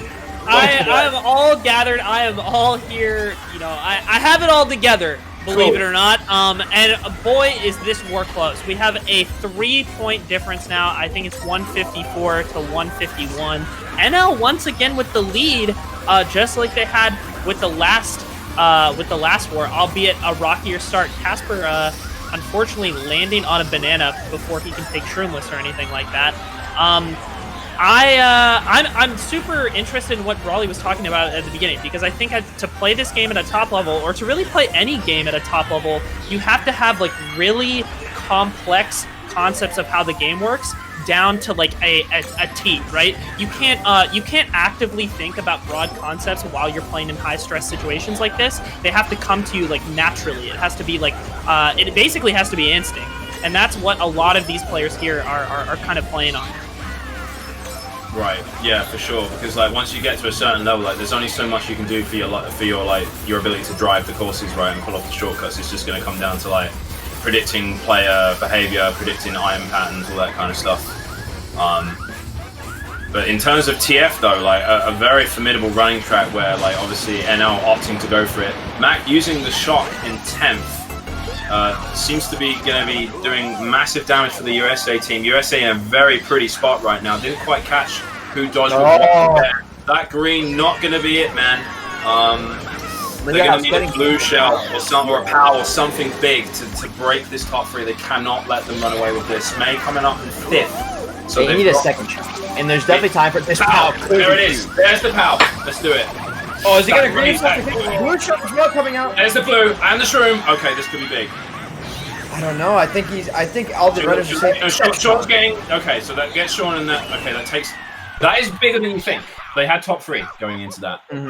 Unfortunately, it could have been worse. It could have been better for NL and worse for US. But sometimes you got to take it. Sometimes you got to take these tiny little things like that. Yeah, definitely. And we kind of saw, the track that everyone kind of wants to run and stay in the front, and that's exactly what Leops did. He was staying in first, but Mac getting the fortunate pole. It's a 9th place shock, regardless of how you look at it. It's gonna be a 9th place shock, so can't even complain about that. Look at that, helps a lot. Instead of being top 3, that ended up being top 2, 6. That is necessary. I do think the power wasn't used to its full capability. I think the power in 4th there when they have top 3 is massively powerful, especially considering you've got that boost panel section with the tractors, you've got the shroomless, you've got the turn. If you don't do the shroomless, you can do all kinds of damage. But I think he just wanted to get something good in 4th, and he just opted to burn it early, possibly. But yeah, it worked out. It could have been better. I called the power they needed power. Yeah. I should do that more often. That was absolutely perfect. Exactly. Casper could really do with a blooper in 7th for his BC3 Ultra. Oh, what do you know, a blooper? So yeah, your NL, where do you want to go now? They want to go to where you see right now, but where would you be willing to take your team if you're NL? You're down a little bit. Yeah, it's kind of hard to say. I mean, nobody wants to hear this. From my personal standpoint, I'd be going MC3. I'd be going MC. Yeah, okay, Shy Guy too. Delfino. Delfino as well. Yeah. All good tracks. But RBC also really good to get your 3-4, or not your 3. 3rd is kind of a really tough spot to start on RBC. So kind of they're banking on their 4th to get up there. But let's not even talk about that because we're on Coconut Mall. And May getting the perfect pull here as he gets those shroom to get through this cut. Ken getting the single shroom, but man, what you want there on this track is trip shrooms or a golden to kind of get you in that first place. That's also called Brawley strat as well, by the way. How many strats do you have, bro?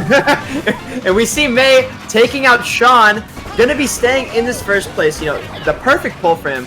I feel like it's kind of uncommon to see blues here. I feel like I don't really personal racing experience. It's an interesting take, because I'm starting to hear that from more and more people.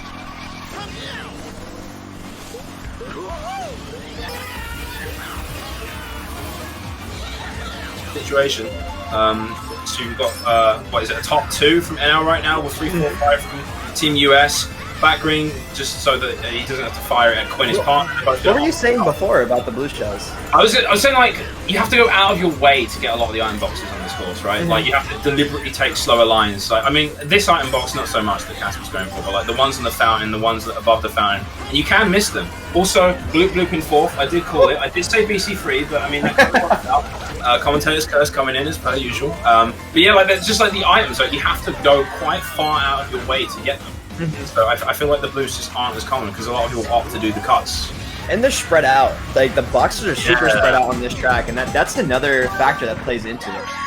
But we're gonna see Quinn actually in first. I'm curious to see what happened to May, but we see a shot come out. I believe someone in the mid pack. We see Leo dodging in a bill. I think someone else also dodged in the bottom there. So Leo gonna be looking to get this first place. Gonna be taking it away from Quinn. Actually, being the only one up here in terms of US showing, this could be quite good for NL. It depends what the item pulls are here. Quinn in 2nd place. Avoids that back spam, yeah. And Leop's able to hit somebody as he cheers. Gonna be see what happens here. That power kind of anyway, so that's I think Quinn wasn't even going for Leops, but he wanted to take out first. Leops is so close here with these reds. This is so scary for him, but it has two. Oh my god, and he gets 4th place. Another shot coming out. Did anybody dodge? I think it's a 1-3-4 for Netherlands, regardless. 1-3-4 for Netherlands. I think someone dodged at the end, but that was only for a bit of pocket change, possibly. Man, that could have been a lot worse. I honestly thought that green off the wall was going to end Leops right then and there. But Thomas following him up. Really and nobody else passed him. He literally just traded spots with his teammate, and it just worked out for him in the end. If that was me, I would have gone 8th, 100%. You would have just thrown the control at the TV, right? How'd that green hit me? What the hell's this? Quitting the game. Yeah, exactly.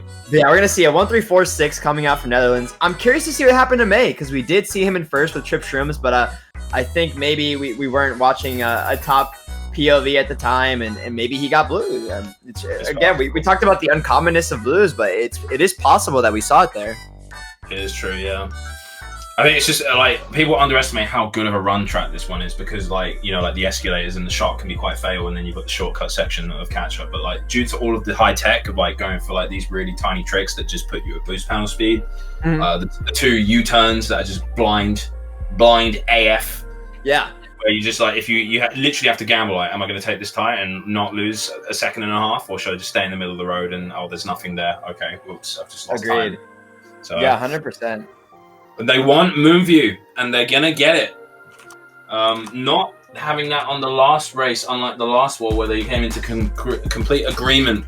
But I honestly do believe that this is definitely the right play from NL right now. Definitely occupying a lot of the top spots.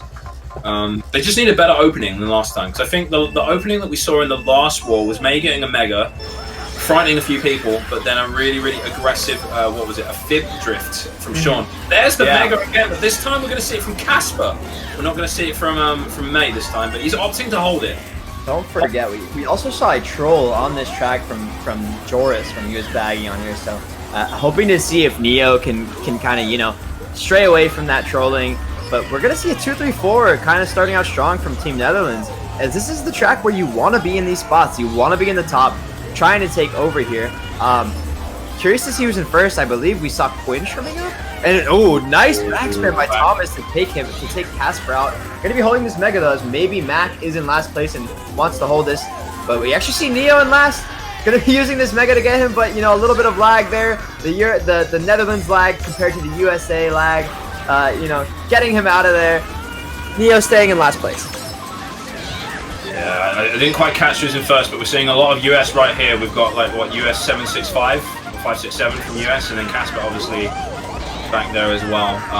It could potentially be that Quinn is in first place, and that's going to be big for them because they need to hold that up. That bomb, really, really good reflexes to avoid that bomb, to realize actually no, I'm not going that way. I'm not going to get blown up by that. I've got a race to win. I've got a race to front run. He's firing Greens back, manages to connect with Sean. Connects with Quinn in first. It's got to be, right? Yep, there he is. Yeah, definitely Quinn in first, but still a 2-3-4 from NL. And I'm sure in these mid spots they were rotating items, but we do see a shot coming out. Ken dodging, bomb as well in the opposite phase. Oh, and it's all just salt in the wound. Oh man, and unfortunate that Neo wasn't last. Throws the blue, possible going for Quinn here. I don't know if it's going to connect. It might be too late. It is too late.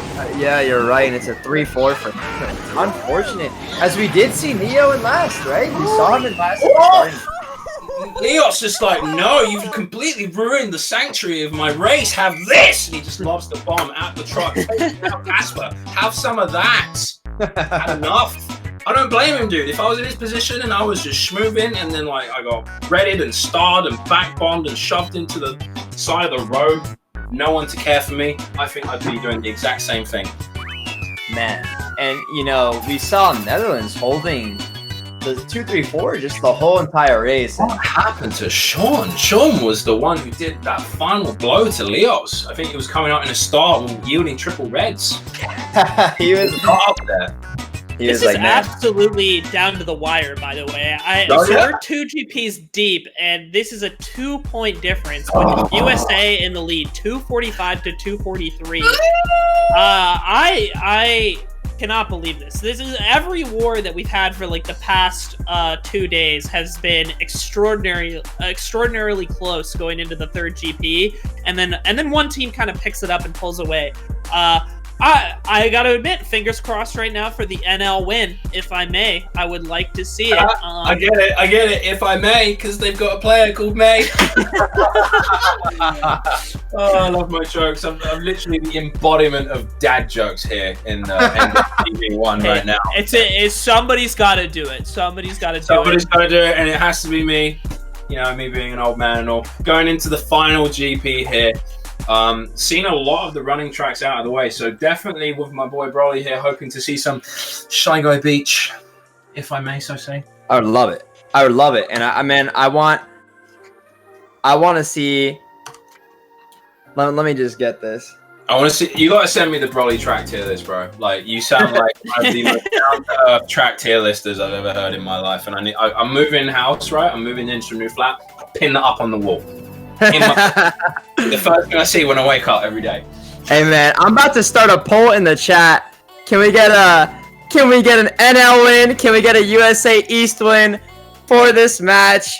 Answer that poll in the chat. Let's get the hype going. Sword, I will send you my track list. Let's go, dude. Send that to me in DM while we talk about where we're going. We're going straight into Maple Treeway for race 9 of 12.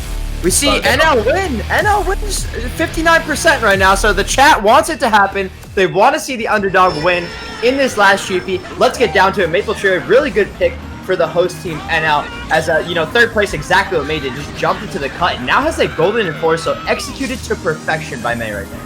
Fantastic. The pressure, by the way, I really think is on Leops as kind of the quote-unquote star player of Netherlands. He needs to kind of be the Sean, the Casper of this team right now and guide his team to victory. I really hope to see some excellent plays out of him when it comes down to it, because this is like the do or die GP, right? This is 4 races to go, or be eliminated or possibly continue into the rest of the event. Yeah, I know they're definitely looking to continue it in. Also, a bit weird there, bagging lines being a little bit central to the theme of the track, if I do say so. I'm surprised that he didn't actually collide with him at that point. But you've got Casper with a star in 6th. If you had the shock on this track, is it more beneficial to use it lap 2, would you say, or go in for it lap 3 where it really counts? I think you need it lap 3. I think lap 2, unless you're super far behind lap 2, that is the one exception. But there's time to get another one. That's the thing. Even if you use it in the cannon lap 3, there is time to get another one at the end. And Casper getting taken out with the star.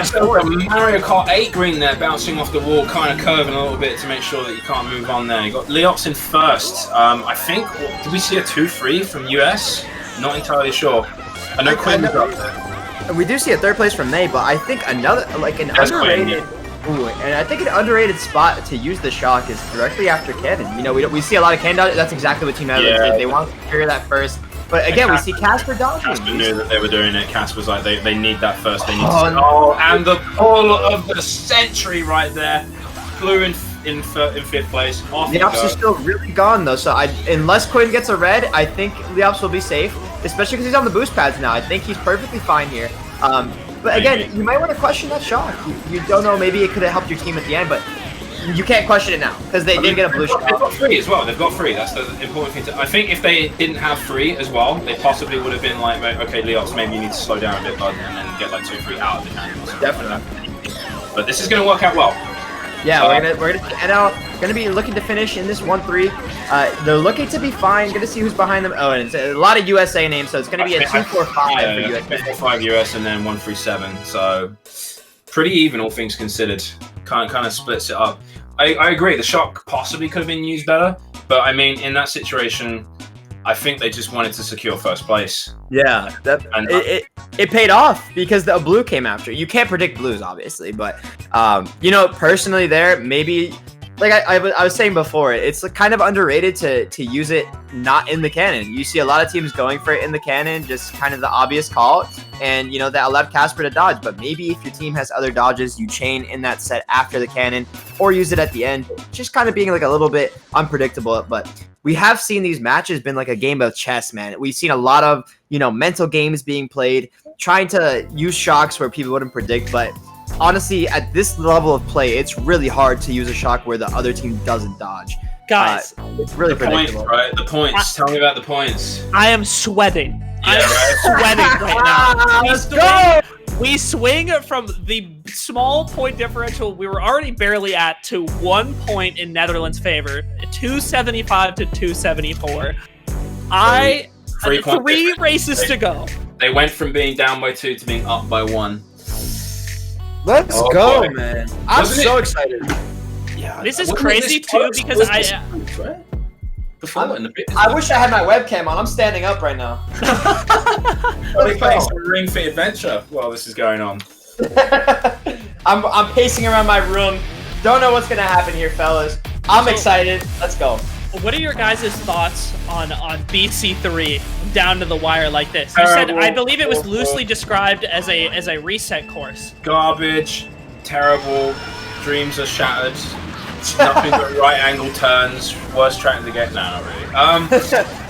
It's just going to come down to the cut. I think US want to reset it. You've got some very prominent players from both teams that can make the cut work. But obviously, NL being in first, Leop's probably going to opt to block it because he knows that a lot of the US team are not afraid. He's just going to go for the Ultra in first because this man has no chill. He does that. And, he had no chill, and there he goes. What a beast. You know, what he could have done there as well was, you know, because he did have a Nana at first, if I'm not mistaken. He could have blocked the Ultra as well, so nobody else could have taken it. But we do see Casper up there. Possibly he could have taken it. We do see a top 2-4 right now from Team Netherlands. And, you know, the pack is pretty split up, but definitely not hard at all to come back from because of that shortcut. For sure. Dude, these are the plays that NL needs to make right now. These are the do or die, like when everything is on the line, when you're playing in the biggest tournaments. Going for Ultra in first, that's what the best players are going to be able to do. That's the difference that it's going to, you know, that plus 15 at this moment matters so much. Ooh, shot coming out. We're going to see first place getting TS. I believe that is Leops getting TS. Oh, wait. And we do see somebody going for Ultra. It's Leops again. Yeah, he got TS and he's like, I don't care. I'll just get back in first again, lol. Like, there he is. XD. He don't care. He don't care about none of that. Love it. Oh my goodness. And I think we still see Leo in second, if I'm not mistaken. It's a top 2. Really far broken for Team NL. This is exactly what they need. The only people, bottom 2 is bottom 3 actually is so split up. Do you guys think he goes for it a third time? A third time? If he does, he's the man of the century if he does. Not gonna lie. I want to see it. I mean, like, Casper's in third, but, like, they've got everything else. Like, I feel like they don't even need to. Yeah, with the blue shot. Okay, maybe the blue shot. He's gotta go for it now. Yeah. Oh, is that how it works, yeah? Yeah, chat. Give him your energy, chat. Tell him to go for it. Oh, no. Oh, no, never mind. Red Shell gonna come in there. Yeah, they need to block the cut, and they're not because Leo's actually going for it. Oh, no, he didn't make it. Didn't make it. Oh, my goodness. Really bad. That's not what they need. No. This could be big. No, and it's looking to be a good race for USA, actually, because of that. Oh, Thomas and Omega, though. Possibly if they can use that, if they have it. Yep, there it is. Bam. Bam. Go, Thomas! There he goes. Thomas. Leo's not actually, Leo, even though he failed the cut, still in second. I'm super surprised to see that. But we're seeing at least a top 2 from Team NL. Maybe Quinn growing. Possibly Quinn might be able to get a draft in the end. I wouldn't count him out too soon. No, we're going to see a top 2, I think, from NL. Top 2-5 for Team NL. Oh my god, Leop's going absolutely beast mode that race. Thomas coming out with the last second dodge. All the pieces came together right at the end. Dude, I cannot believe what is happening on the screen right now. This is the best one. This is the best one I've seen all tournament. 100%, dude. And you know, Leo fails the normal shroom cut lap 3 and does not get punished for it. Able to keep his second place, and you have to. Oh, actually, no, he gets a third place as Quinn. I told you not to count Quinn out, dude, because Quinn was right next to him, and I know there's a bit of a lag discrepancy going on between NL and US right now. Definitely. So, yeah, that might. It's a 2-point up and down sway, but that matters right now because we're seeing tiny point deficit changes between the teams, but still going to be a good race for NL with 2 more to go. Just have to keep that momentum going. You got a question as well. Would it have been better to block the cut and maybe just not have gone for it at all? I mean, obviously, if Leo makes it, he's getting first 100%, but also gives the US members to take the cut. It gives them a chance to take the cut and breaks up your top 2. So, kind of, I don't know. What do you guys think was the best play there in that lap 3 situation? I think he was playing for the crowd, and he knew that it would be a massive ZZZ moment to just block that cut. Because we did see that on the previous point. Did we not see that? Did we not see it get blocked and just like I'm a no shortcut man, you know? I play BC3 without the shortcut. But to be honest to you, like, the reason why this track is so online is because that cut completely just changes the whole dynamic of the race. Definitely. So, I think it worked out more in their favor. Yeah, and you did just set another record on that track for a cutless BC3, if I'm not mistaken. That is true. I am a man who likes his lows. It's true. I also like this track, although I can't drive it for toffee because it's so damn difficult. But I know everyone in this room right now is well versed enough that they're just going to tear it up. Fantastic front running track. Waluigi Stadium, massively slept on. It's become a lot more popular in recent years. I think back in the day, back when I was, you know, a wee lad playing the game in 2010, nobody liked this track because they just couldn't drive it. But now people have realised, like, oh, just go into a TT and just learn how to do a few things, I can just become the next two-Tom. I can just go for it, and they've opted for it. I know Thomas is very well versed at this track, and now with the top two. Casper also been practicing this track as well in his own right, so don't count him out. But the green wall, unfortunately, managed to avoid the back bomb, which is fantastic. And then the fantastic recovery item of triple shrooms in fourth. Oh, May Mega Sim. It's going to get the... Where did you get the Mega from, dude? What was that? But yeah, we're looking at NL breaking away, and honestly, from my personal opinion, I thought this was going to be a huge track for USA because people like people like Sean that play AV likes this track a lot. And I know this is Quinn's also personal favorite, so I'm really surprised to see this breakaway. I know Thomas has a great time on this track. I was going to say, if I'm not mistaken, isn't Thomas like extremely good at this track? Very good at this track. Thomas is schmoving. That's why he just got blued. That's why he just got blued, because he was just too good. But gonna see Leops breaking away in this first place. Gonna be interesting to see if Thomas can keep that second. For now, we see Neo actually in last place. Gonna be seeing if he gets shocked here. Would be interesting to see, as we do see a top 3 from NL still. Oh, but Mint getting taken out. That's fine though. But I honestly think the shot might be coming, possibly. And they're probably not even going to bother getting first place. It's all going to be about those mid spots. I know a lot of people like to opt for some mid spot termination on this track. Tom is taken out as well by a red, and we're seeing a 2-3 from Team USA. But sorry, I cut you off. Go ahead. No, that's fine. No, I honestly think if US have the shot now, the play isn't even to shock Leops off. I think they just need to secure 2, 3, 4, 5, and it seems to be the major play. I do think they have that, and they shocked him off. They go for it anyway. I mean, what was the point? I mean, like, he's big. He's not going to get it. It's a 1-3-4 for NL right now, and I think they're going to be finishing those spots. 1-3-4-5, 1-3-4-5 for NL. Yeah, he was too far ahead. I honestly don't know why they went for it. Maybe they underestimated, like, that they could catch up, possibly. 1-3-4-5 for NL. No way they got that on this track. I am super surprised. I think that shot was just not it, man. I'm just gonna literally, we're playing, you know, like a game of cards right now. I'm putting all my chips on that shock is not the play. Agreed. I agree 100%. I think they could have used that. I think they could have just used it to get May off. Like, May was in the mid spots. They could have like coordinated something. They could have slowed down, got May off in second, then they could have got like a 2-3-4 maybe, and that would have completely nullified it. I have to ask: is Leops about to 60? Is Leops about to go up? No, you cursed it. You cursed it! No! Oh my god, it's not gonna happen anymore! Calvin, oh my god! 60, Calvin, we're holding you personally accountable. Calvin, no! This is completely appropriate. This is a 29 point deficit for USA going into the last race, so a lot needs to happen here for them to be able to come back. Top 4. They need a top 4-9. They need a top 3, yeah. I think a top 4-9 is plus 31, if I'm not mistaken. I'm bad at math, though. I'm standing up right now. Let's go. This is exciting. I'm so excited. I hope you guys are pumped too in the chat, man. I'm glad you guys are enjoying. I'm fucking sweating. I'll say it. Go! My shirt's off right now, baby. Put me on the cam. Shirt's off right now. Show me those beauty. But man, 915 viewers. Is this the most we've ever seen for a Mario Kart tournament? This is insane, guys. I'm so excited to have you guys here watching this stream.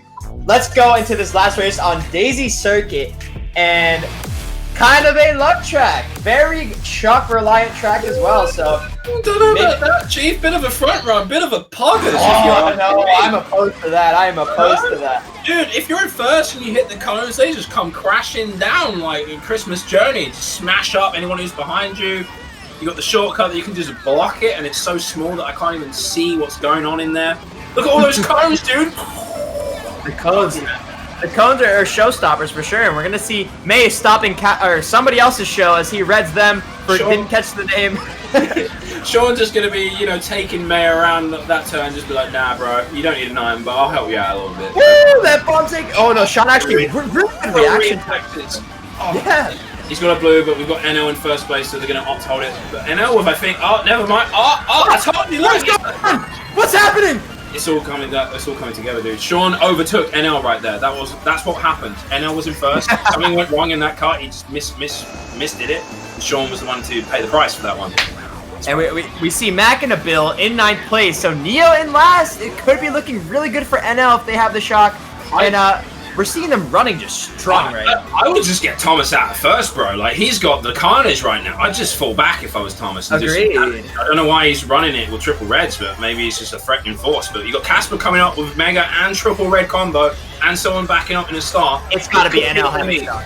It's got to be NL. Oh, the dirty fib. No way to avoid it. No way to see it. There he goes. He pulls a fantastic recovery item, but it might be a little too late. Thomas with his triple reds allowing him to just be all the way up there. NL with a top 2. I think that might be it, unless the shot comes. But there it is. Who is it dodging up? We see May coming up. It's going to be a top 3 for NL. They're going to take game 2. NL taking game 2 here. And we're going to a game 3. We are going to a tiebreaker GP. Well, not even a tiebreaker, it's a best of 3, but we are seeing the full frontal. Absolutely extraordinary. First for me, I might add. Wait, did Lee up 60? Did Lee up 60? I think Lee up 60. No way. Did him and Kyle have like a 1-to-1 heart on the hill? It's possible.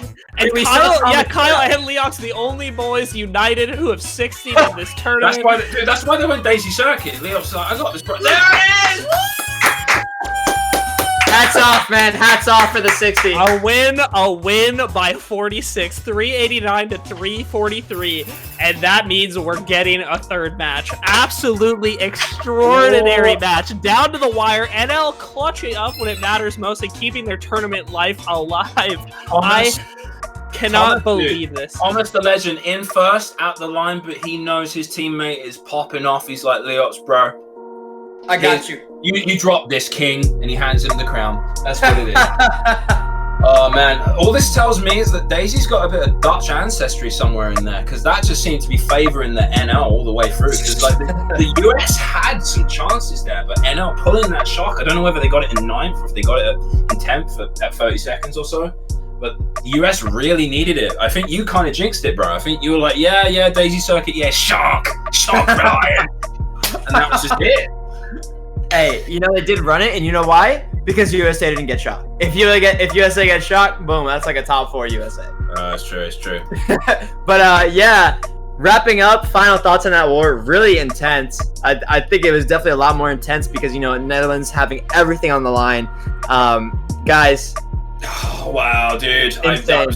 I'm so happy that they managed to pull that off. Purely not because I want them to win overall. I'm rooting for both teams equally, but I want to see a game 3, and they are keeping it neck and neck in this. This is insane. All right, 100%. so I gotta slow things down a second. We do need to take a break. We need to regroup. I know. I realize I'm shaking. I might get the midday White Claw off this or something. Same. This is absolutely this is the best match of the entire tournament so far. And we need to cut. You know, just give us a quick 5, and we're gonna get into this last match. It's been absolutely extraordinary so far. Don't close your browser window, man. We gotta keep on this one. All right, see you guys in a bit.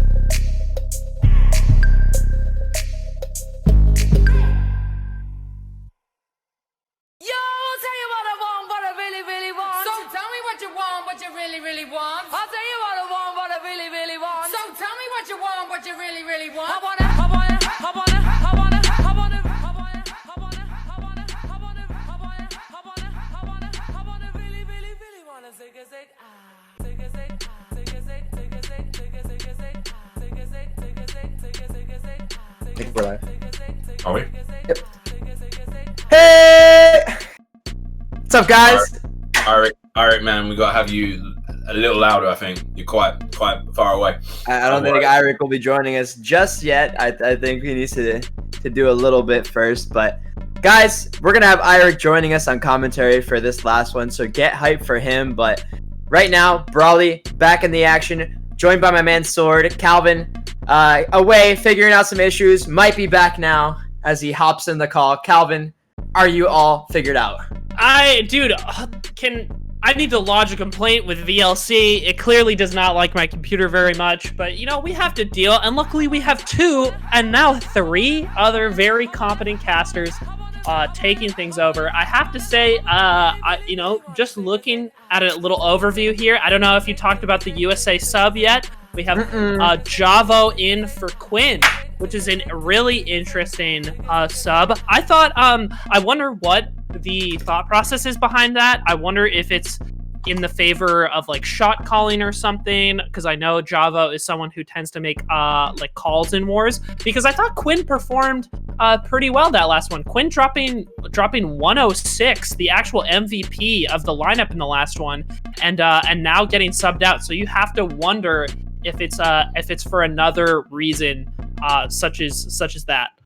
So you could think about it this way, you know, maybe because Quinn's kind of known as like a front runner, so maybe they need somebody more in the mid pack that kind of slows down and hits other people with items, and you know, Javo just might be that power sub that they need. You know, we saw him come in against Team Norway, and you know, really they lost the first match without Javo, and then Javo subs in for match 2 and 3, and they take it by a lot. So it could be the Javo difference here that makes it for Team USA East, as he could provide that kind of mid pack slash, I don't know, just kind of that person that they need, that presence on the track, if for lack of better words. But it could be him to do it. Yeah, we spoke about that before with like Joris being subbed out for Neo. It's like nothing personal against the player, and I'm pretty sure like it's not because of Quinn's performance or anything specific, but sometimes you just got to try on a different pair of shoes. Sometimes some fit a little bit better than the others. So, you know, it will be interesting to see what happens and what this sub will do for Team US. Obviously in chat right now, going into the final game. So we need to see those chants. If you're a Team US East, need to see a hashtag US win. And obviously, if we are rooting for the Netherlands, we want to see hashtag NL or NL win. Guys, I have a question for you guys. So, how much of a difference do you think the Neo for Joris sub made in that last war? Huge, and I'm so glad you brought it up. I don't think maybe it just wasn't Joris's day, right? But I think Neo that war got so many more shocks than they did the first one, and it made a big difference in those races where USA managed to break away, and they needed the shock in their corner to have a chance of coming back, because those were the races that really allowed USA to pull away in the first war. And some of those same situations, same races started to go the other direction in the second war. So I think it was a huge difference. What about you, Sword? Yeah, no, I absolutely concur with what you say. I think obviously sometimes you just have to try it out. Joris wasn't having the best performance. I don't think he took it to heart, if I'm perfectly honest. Like Joris is a massive team player and he does it all for the team. So I think he takes it with pride. Like he tries it out. It didn't really work out that one time, and he's more than happy to be like, you know what, it wasn't really working for me, but obviously letting Neo have a go, and as you can see, it worked out. So it was, you know, a joint effort. You could even say that it helped them both in that regard. But going into this, man, stakes are high. What are the stakes of this match? Remind me again. What does this dictate? Who the winner of this final war? What happens to them? What happens to the team that does not prevail? So obviously, like I think that the core thing here is that if if you lose, you're out of the tournament, and if you win, you head to the finals next weekend. This is pretty much, you know, now this last war is do or die for either team. 1-1, it can go no further than it already has, other than, you know, the rare circumstance of this war coming to an exact tie. In which case we'll have to play out a tiebreaker GP, but I would put the odds of that fairly low. Yeah, it all comes down to this last war to decide who makes it to finals next weekend. And although I have to applaud the audience you know, pulling Mario Kart Wii competitive to a just short of 1,000 viewer mark for the first time in a long time. You know, next week bodes an opportunity for every player participating to play in front of a much larger audience, which is a first for the game and a first for these players, to be sure.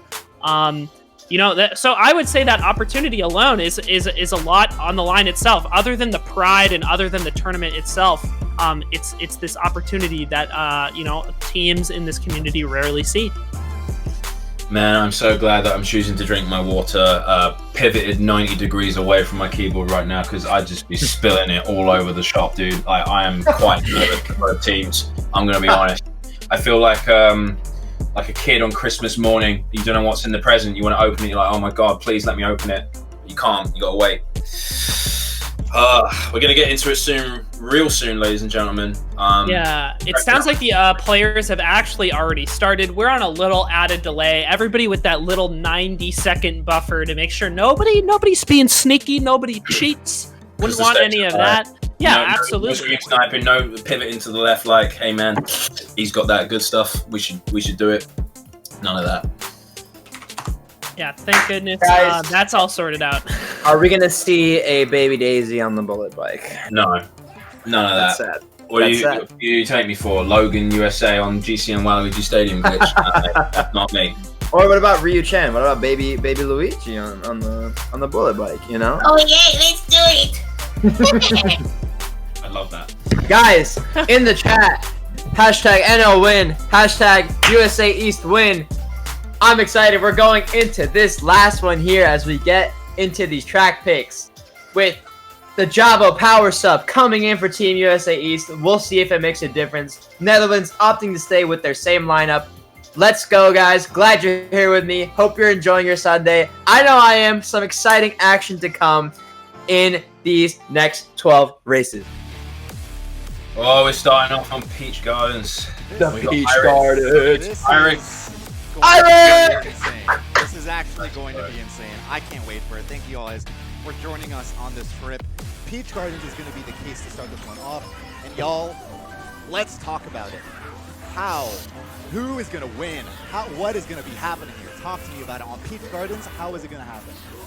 Well, did you catch the first race on the first war of this track, where the US had the prime ultimate strategy of just get those trip tunes and run? But NL were just like, nah, not about it, and they managed to pull not one, not two, but 3 blue shells. So they were able to stay in it to win it. Casper taking out. Yeah, I'm a little surprised that NL picked this, if it is their pick. I'm pretty sure I'd be surprised after, you know, what kind of happened before, and they kind of got outrun on the last time they did it. But, you know, opting to go for it, saying, oh, we can catch up definitely, but see Pau affecting top 2 a little bit, and I think Netherlands going to be catching up here in the cut. The flex of this man, no items in third, just casually just like, I don't care about that. Just dodges the Pau. This man's been doing this all war. US with the top spots right now. We see Javo coming up nice and clean, so NL occupying a lot of the bottom spots, and then Casper's going to pull the blue. It starts huge. I think that's a top 4 from US right now. Oof. Do you guys think on the side, like this race looking really, really strong for USA right now, do you think on the side of USA, you like focus on Leops even like as an individual? He put in so much work during the last war. It's like you kind of have to like almost like target that specific player.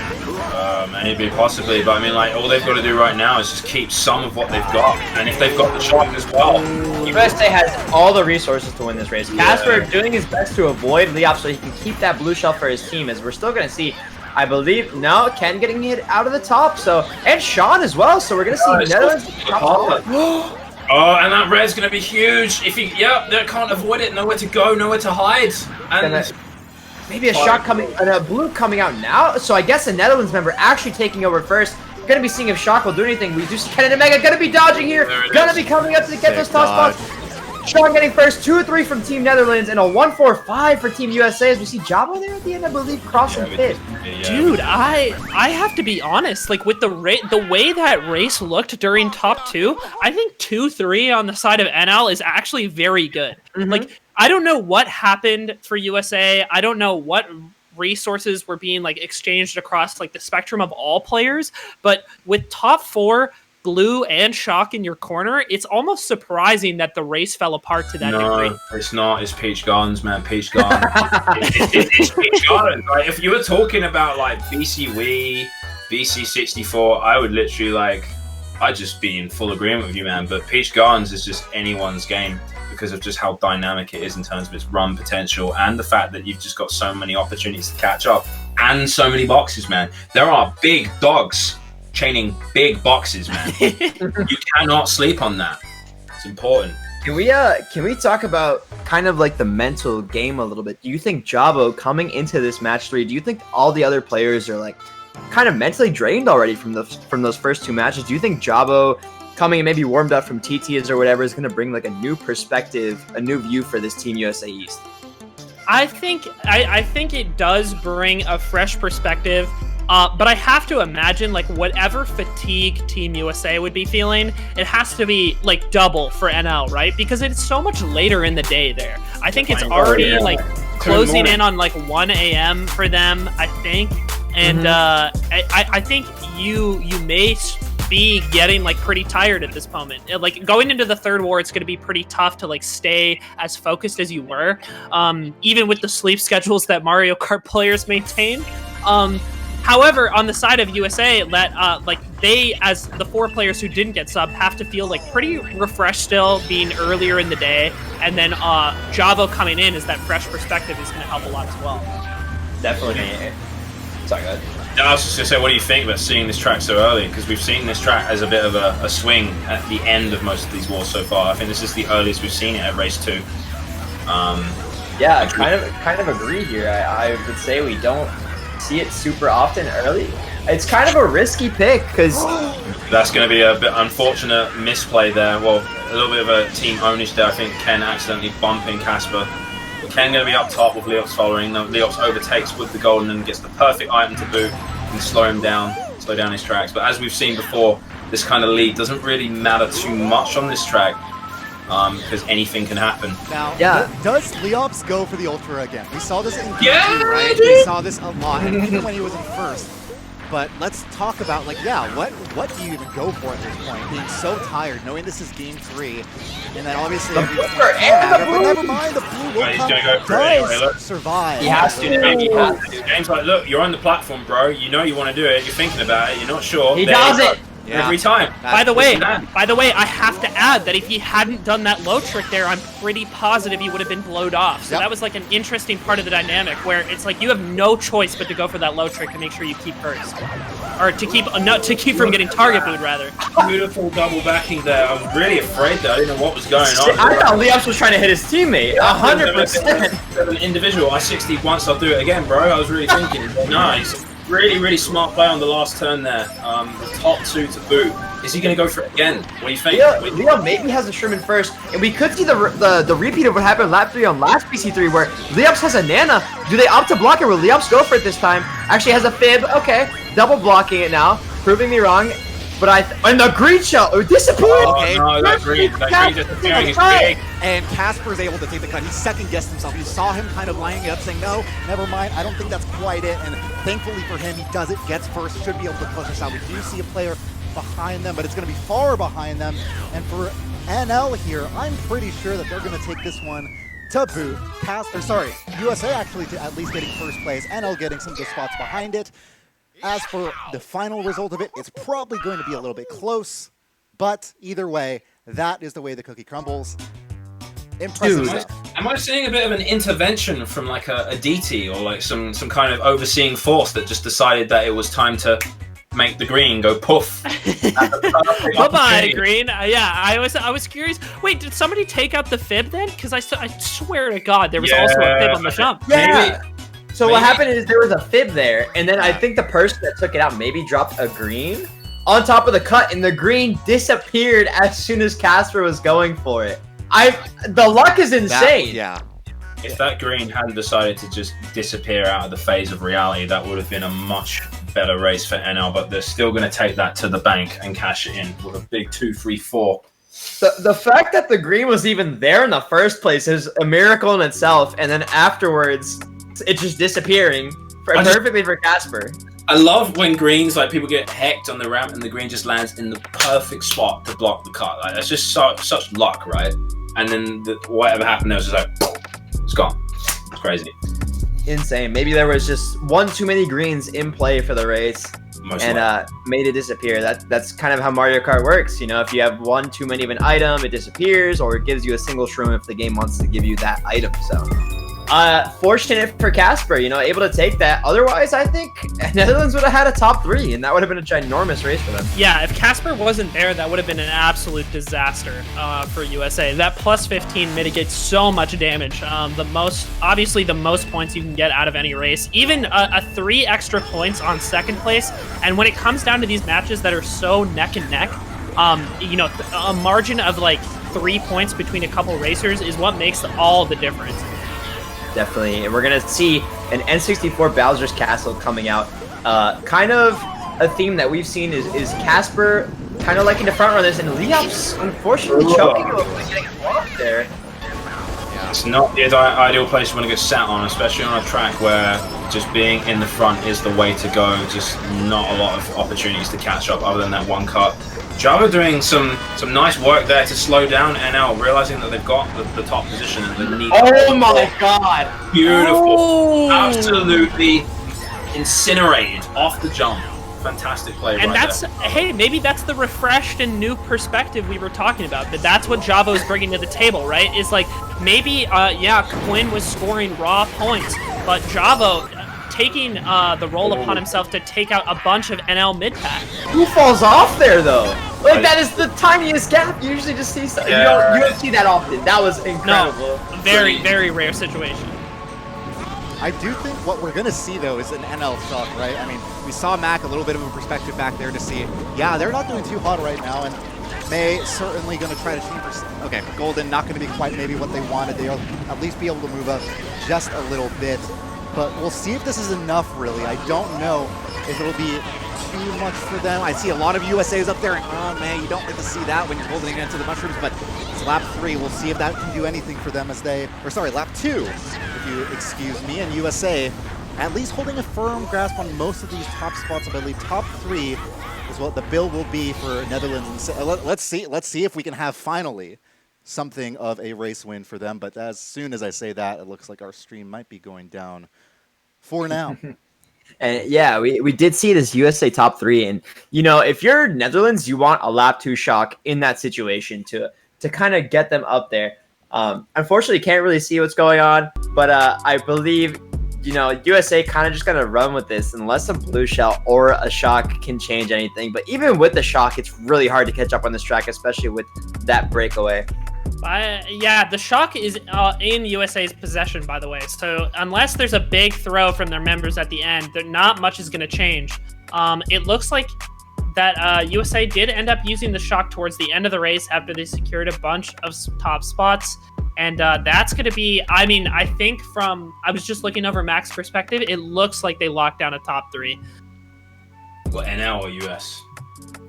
So USA, yeah. Oh, Sorry. okay. Yeah, because like the perspective we saw just before it cut out was that US had a very discernible top 3 going into the first set of lap 3.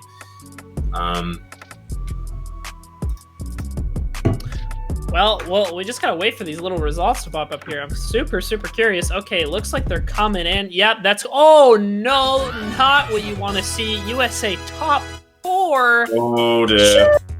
Whoa. Oh my goodness. Calm down, USA. Unfortunate, to say the least. Yeah, that's not what you want to see, especially. Hey, no bias in this call, please. What is this bias? No bias in this commentary. Oh, actually, that's a strong point. I guess we don't really need NL to win to like push this war to the limit anymore. I was kind of still in the same frame of mind. Yeah. The mode of like, let's have another game. New game. Come on, man. We don't need bias in the chat. What is Sorry, my bad. this? Top 4. Woo! Yeah, let's go. So that's gonna be that's a huge win, by the way. That's a race win by 31, which puts the USA and 25 points in the lead just after the first 3 races. The first 2 by much smaller margins. But you know, NL, even if they are down by this 25 total, they have plenty of time and room to catch up if they play well enough. Yeah, and they've proven that they have what it takes, man, especially in that previous war that we just saw where they literally pulled out all the stops and just made it work for them with some crazy plays from all team members contributed. Well, I think are we starting to the feed's starting to stabilize a bit? I think so, possibly. Seeing TF, correct? Yep. Should be seeing that right now. So I see us. Yeah, it looks like we got a quick start to at least this race coming up ahead for us, and Leops will be starting off in 4th here, and we do see at least one Netherlands member up there in 3rd place, but they'll have to break past Casper in here. And I don't know, we know that Casper, if given the items, if given the opportunity, it's hard as hell to get past him. One of the best players to play around with items, let alone with technique alone as well, but we'll see how they're able to play it. Maybe some backspam there in 3rd place, but a TC for Netherlands, as well as the maybe backspam messing them up, is going to mean them losing one of their top 2 spots here. So USA holding it down really well here. Of course, Toad's Factory is one of the courses when bagging that, you have to be waiting at this first set. It's kind of a little bit less skill-driven of a shock battle there, so we'll have to see how it pans out, but if USA can hold on to it, TF is a great track for them to just keep these spots and hold it down. This is one of USA's better running tracks from what I know about them as well. Not to say that Netherlands or like Leops especially is going to be weak driving on this course, but I think once you get into top 2 like this, you're going to be hard pressed to find a way for them to lose it. Huge shock coming out on the side of Netherlands. It looks like a dodge in Thomas's corner. I hope, as I say that, I'm not ahead again, that I am aligned with you. Should be, I'd say so. Blue coming out as well. This is a lot changing really quickly. If that's going to land on Thomas, so the break that he got off of dodging is going to it is not going to be able to extend much. Javo getting back into first, but NL in 2-3, and they're going to have a bit of a team effort here between Thomas and Leops to get Javo out of his top spot. It's the last spot, but oh my goodness, Leops getting destroyed, and that's going to be him getting sent back to 5th, 6th, probably 7th. NL also getting destroyed here in the bottom spots. Thomas as well. What in the hell happened here? Oh my goodness. How does it happen like that? I just can't. Especially just landing on it like that, right? That's just over the top. There's nothing he could do. He drifted off and he was preparing to do the shroominess, and the game was like, no, I don't think so. You're in that spot. Time to have it. And that's the end of that. That is really, really unfortunate. They literally, US were running away with that one as well, and they managed to make the moves necessary to put them back in full frontal pace to take that race. But unfortunately, just coming out of the factory of that free. Guys, are we seeing the Javo sub taking this much of an impact? Yeah. Whoa, this is 41-38. Yeah, they've been interchanging their top 3s, it seems, at this point mock-up. And at this point, what is that? That's like, God. 44 points. That's 44 points in USA's favor after the first GP. Absolutely brutal. Javo getting subbed in, MVP in the GP overall, causing massive damage mid-pack. I think Javo, the obvious MVP of that GP, and obviously a worthy sub. Yeah. I mean, we talk about the substitutions he's made before, right? In their past set, and I just, for some reason, one way or another, just really being able to make a difference here for this USA side. And you know what? They'll take it. 144 to 100 is the score after 4. Really impressive stuff coming in for Netherlands. What really marks that sticks out? Is it really just Havo that is what happened that we saw in front of us? Or is there something more at play here? I feel like besides Javo causing so much damage as an individual player, I do feel that there were a few chokes. Mainly, like the TF race stands out a bit because you saw like Leops got. There was kind of disaster for Leops at the end, but he wasn't the only player that ended up getting hit. And it kind of feels like NL not as clutch as they need to be at the moment, not adapting to the race-to-race situations as cleanly, and also USA playing better. So it's like this wicked combination of not playing quite at the level you just were, perhaps, and then USA also kicking it into gear at the same time. Yeah. And we see Sword's favorite track come out with the Sherbet Land. Look at that penguin on the left, breakdancing on the spot. How can you hate this track? You can't. You can't hate this track. We're seeing Leops outlining Sean immediately on that first turn and breaking that red with the wall as well. Leops playing really superb on this first turn of Sherbet Land. Guys, what do you think is kind of the strategy to go for here? Would you rather run? Do you think kind of, playing the catch-up game and bagging / dodging kind of has more value on this track? I think golden mushrooms on this track are the way to go, especially with the off-road bonus or the off-road. Yeah, like if you... Oh, that is not a golden, though. Unfortunate. He's going to give it to Matt, though. Maybe. Oh, nice. Very disciplined and like patient play by Leops there to give him that TC. Also like map awareness, kind of knowing that Mac is spawning there. So really well played by Leops there, and propelling his bagger gives him a huge advantage against Mac. But it's not uncommon to see a shock in 9th, right? It could be another devastating situation of luck. Maybe Neo already has it, so looking to see what they do here. But for now, we do see some USA members in the back, also NL kind of crowding up the 6th and 8th spots. But I think we do have some, and I think it's kind of like it's kind of mixed up there in the front. Not really too sure. We have like odd spots going on for both teams. First, there's a bit of a break. Obviously on Sherbet Land, the blue being so much more powerful because everybody's banging for items on the ice to just get them up ahead. Sean accidentally looking like he got bumped into a penguin, possibly. It's definitely not going to be helping him out. I do think, it is actually, it's like alternating positions from what I'm seeing right now. Wait, I think it's actually top 2 on the side of NL. Oh, no, you're right. No, I didn't even see that. There you go. But this Dread kind of threatening with Casper, breaks on a penguin right now. Interested to see what Shock is going to do here. If NL happens, best thing to do is hold it. And Casper, uncharacteristic of him, runs into a penguin. And it's looking to be a top 2-4 right now and he snipes himself to the green as well. Takes himself out. A Mega coming out for Java, but NL looking to have the Shock. They would not use it in this situation. And May getting taken out by the Mega and the Red. And he's going to be sent to last. Bottom 2 for Team NL, even after getting that top 2. And that's just unfortunate for NL. They could have had a top 2-4, but the cards were not in their favor as May gets stepped on by Javo, saying, "Get out of my way, I'm in my Mega."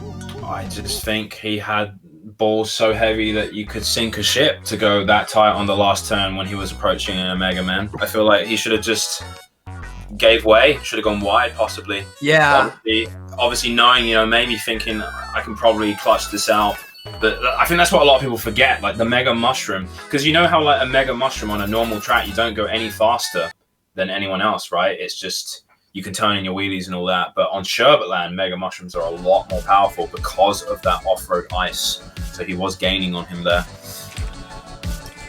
Wow, this is it was a race win for NL, but so much smaller than it could have been. I think the way things were shaping up for Casper there, and the way things kind of were falling apart for USA in the cave, I felt like NL could have gotten so much more out of that race. Because those are the small race wins that when you're down by this margin are just so low impact, right? Because they do nothing to like really carve back the deficit you're at, and it's not like terrible by any means, but not necessarily what you want to see. But we've still got plenty of races to play for. Still got a very solid amount of races. 7 left? That's more than enough time to make these plays, and that race was going their way. They just had a bit of an unfortunate turn. They can still, do what they need to do. Alternatively, US, on the other hand, they're looking to have more races like that. They can't let NL run away with it. They want to assert dominance. They want to say, we've got what it takes to be in the grand final, because that's what they're fighting for, right? They want to. Whoever wins this is going to be fighting off against Team UK in the grand final.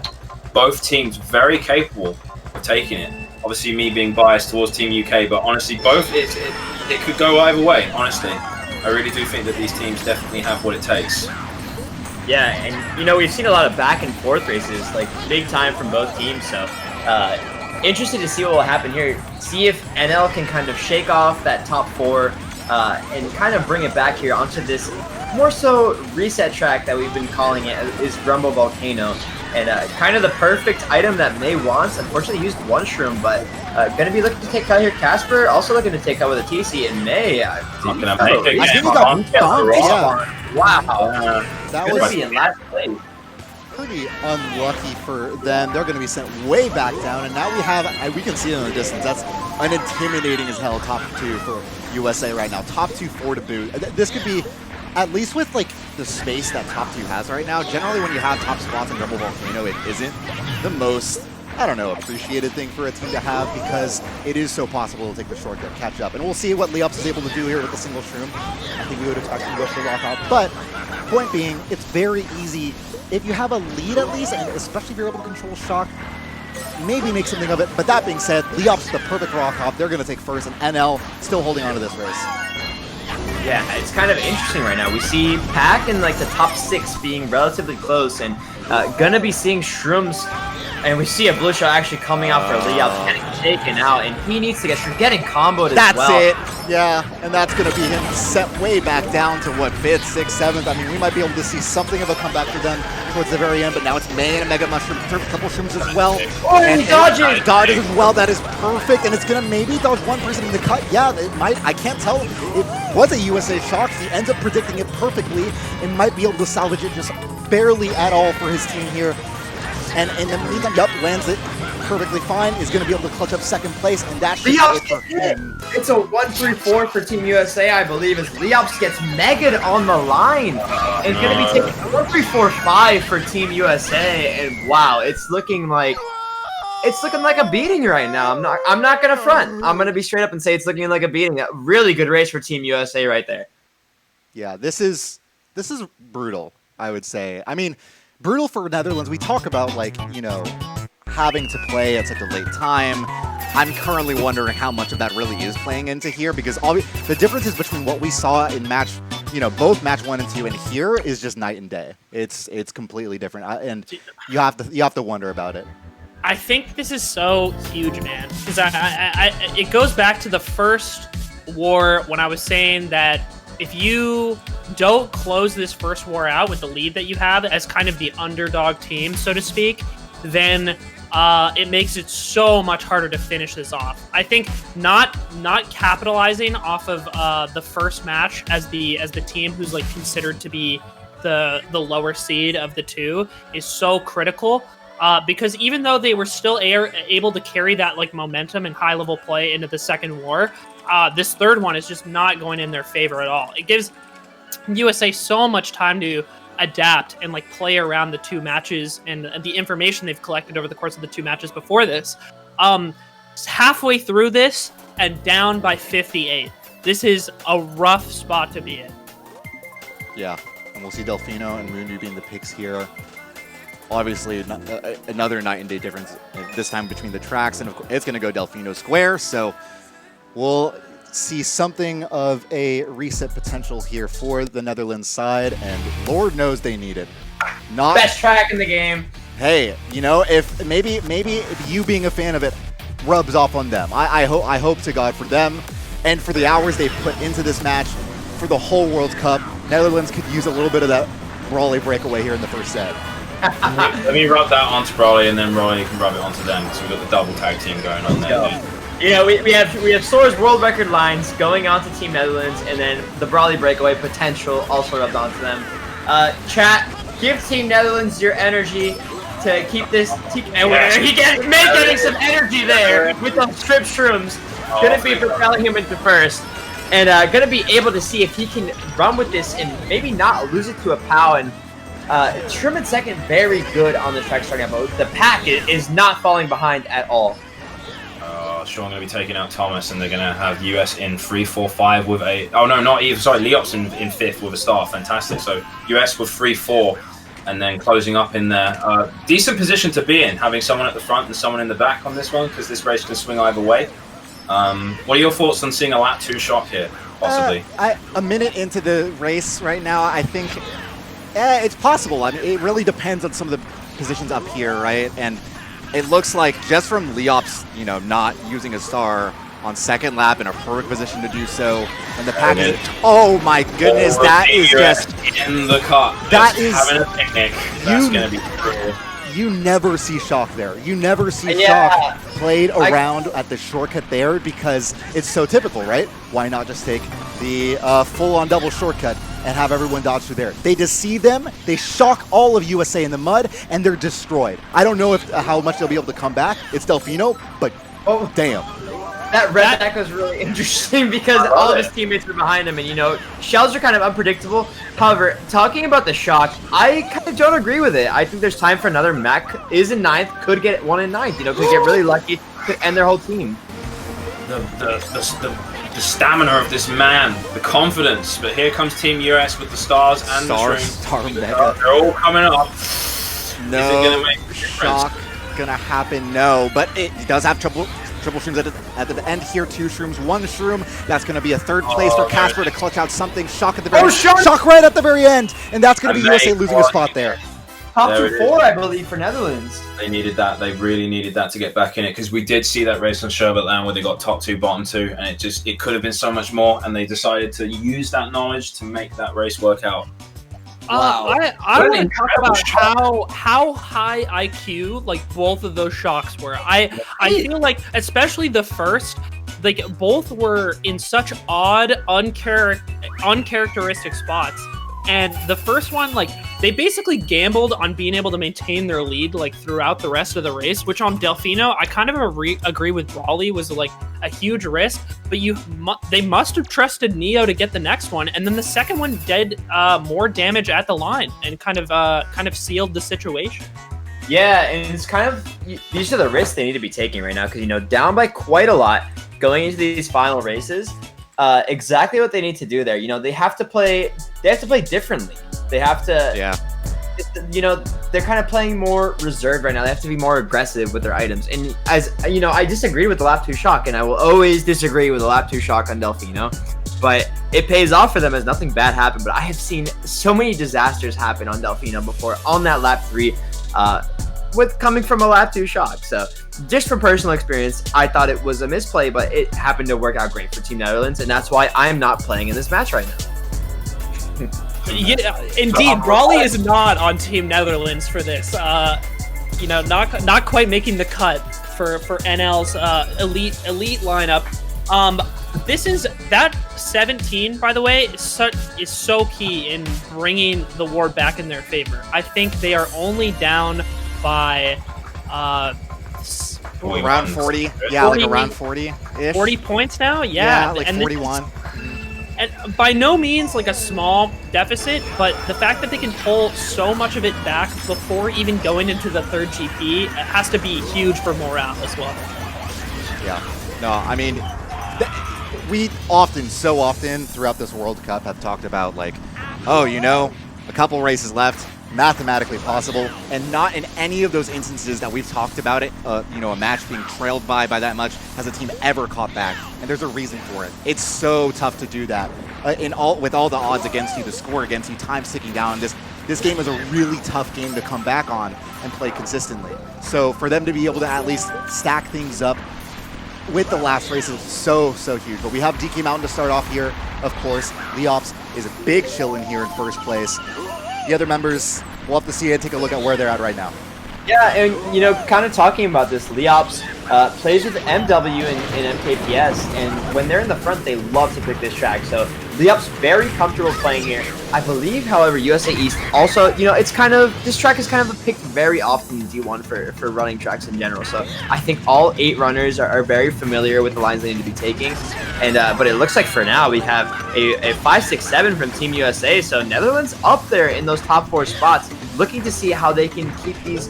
And doesn't seem to be a shock right now for either team. So looking to see if they can keep this run as we see a top 2 at least from Team Netherlands.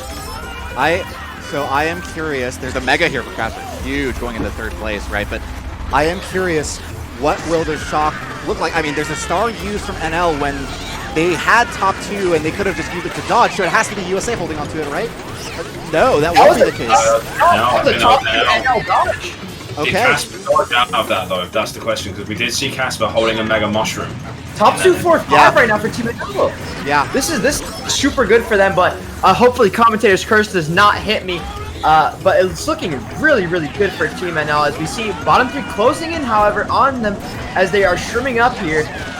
Top 2 dodging, as we said, from the shock. Not enough time for a second shock, I believe, but we could see that happening. We could, but I don't think, a little bit of unfortunate to see from May. They're failing at the end. No greens or shells will hit. Casper's going to wait for his teammate to come in, but there's a shock at the very end. Is it going to do anything? No, not quite. May falls behind. Stop in a rock and a hard place in that situation there. You're May, you're in 5th with triple reds, and your teammate Thomas is in 4th. You've got Sean coming up, and you really want to hold on to that 1, 2, 4, 5, right? Yeah. But you just don't want to, I think, what do they call it? Grief is the word that I'm hearing lately. Your teammate, so not really sure what he wanted to do there. I think he went out of the way to do the old style cut just so that Thomas could pass and do the short. Right. You're probably not well versed in it, right?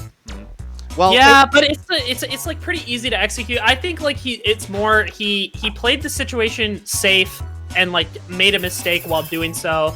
I still think overall that's a good race to have for Netherlands, even with the little choke. I have to hope as May he doesn't leave this war thinking about that race if it comes down to that small of a point differential, right? If it's like the difference between getting the points of 6th versus 8th, you just don't want that to like haunt you at the end of this. Yeah, and you got to question whether maybe the play might have been for May to slow down on the cut with those trip reds. Like, he could have just broken right before Thomas was going for it and hit Team USA's bottom 3 with them, and maybe have kept his spot, as he may have knocked some people off the track. And it could have been like a top 2 5-6, top 2 4-5 possibly if maybe he did that. But unfortunately, runs into the wall, and and now getting a good race for the top 2-5, but definitely could have been better. But let's obviously not undermine the fact that there's probably so much nerves in all of these players right now because they know what's on the line. So these things that we look at and just be like, I could just not do that, bro. Easy, just get good. Like, yeah, it's so much different. Like, doing the Ultra in first on a BC3, as we see Leops do, it's just like, that's just such an easy thing to a lot of people that practice it. But like in the circumstances of this event, when there's so much on the line, it can be the difference between your entire team making it to the final or just checking out here. It's got to go both ways too, right? Like I think for USA, you often think about like, man, if we just don't mess up, then we walk away with this. And I feel like that mentality will often lead to choking. It's like so hard. The pressure in this like unique situation is on USA in a weird way to just like not make any critical mistakes. Definitely. Dude, this is the next 4 races are going to decide. This decides so much. I am so sweaty. Fellas, we have 991 viewers in the chat right now. This is insane. Can we get to 1,000? Let's get to 1,000 for this amazing match. Yeah. Share the link. Share with all your friends. Tweet it out. This is NL versus USA East semifinals of the World Cup. Let's get it going. We're gonna go on Casey right now as we see May in first place. Let's get a hashtag NL win in the chat and a hashtag USA East win in the chat. Let's get it going, fellas. It's going to be NL starting off in first, which Cupid Cape, fairly able to run it and keep holding on to it. We talk about it a little bit here and there, but the mini-map kind of a little bit deceptive in terms of the distance between you and some of the other players up there, where it seems like it's not too far, but in reality, you look at what's in front of Leops right now, and you can see maybe 2-3 people when you're in 7th place. Not generally a great sign, but they have a golden mushroom. They're going to be able to run it up and at least be able to start catching up with the pack, with the main golden shortcut here. And we'll see if this will do anything. This, if nothing else, should start to create a pack that's incredibly tight. We might see a lot of players start slowing down, especially here, noticing the pack getting a little bit tighter at this last item set of the lap. Losing that golden mushroom in 6th, possibly not the best thing that you want to have happen, but I mean, at the position that Leops has the golden, not exactly, probably would have had to have held it for a long time. I think NL are in first place right now because of the drop star. Yeah, May, obviously the star being a massive help being dropped from Neo lap 1, so massive kudos to that. Definitely. And we saw May, in the last 4, we saw on KC, Casper had like a golden in 6th or 5th and was towards the end of lap 2 and was able to take it up to this point at the end of lap 3 on the shortcut. May, it seems like he got blue there. Yeah. And Ken taking over first place, but May, not far behind, pressuring him there as well. Watch out for the backspin. That's a red shell. No, it hits it from the last lap. The banana that was just lurking there had no idea. Now, May in first place. Green's getting sent around, bouncing around, and you'll have to avoid them left, right, dip, dive, and dodge if you can. But there will be a couple other shells maybe bouncing around. Not quite. Oh my god, please stop. Please stop. This is so painful. This is so painful. Avoids it. Gets shocked. Will anyone be able to pass in the last second? We maybe see a dodge here. But that'll be the mega. Casper clutches it. USA top 3. Is that the war? Is that it? Is that it for Netherlands? Having the awareness to not take the inside of the kart and just to go wide, to just flatten May in that situation. Oh, that might be a game changer. That's killer. They were top 2, right, going into that last jump, and they USA finishing in at least a top 2 floor. I honestly think that green was USA East, dude. That green was Team US, all about it. You see that green in the tunnel? Man. Got him sweating. Had a mind of its own, right? Dude, that's a player, 13th player right there.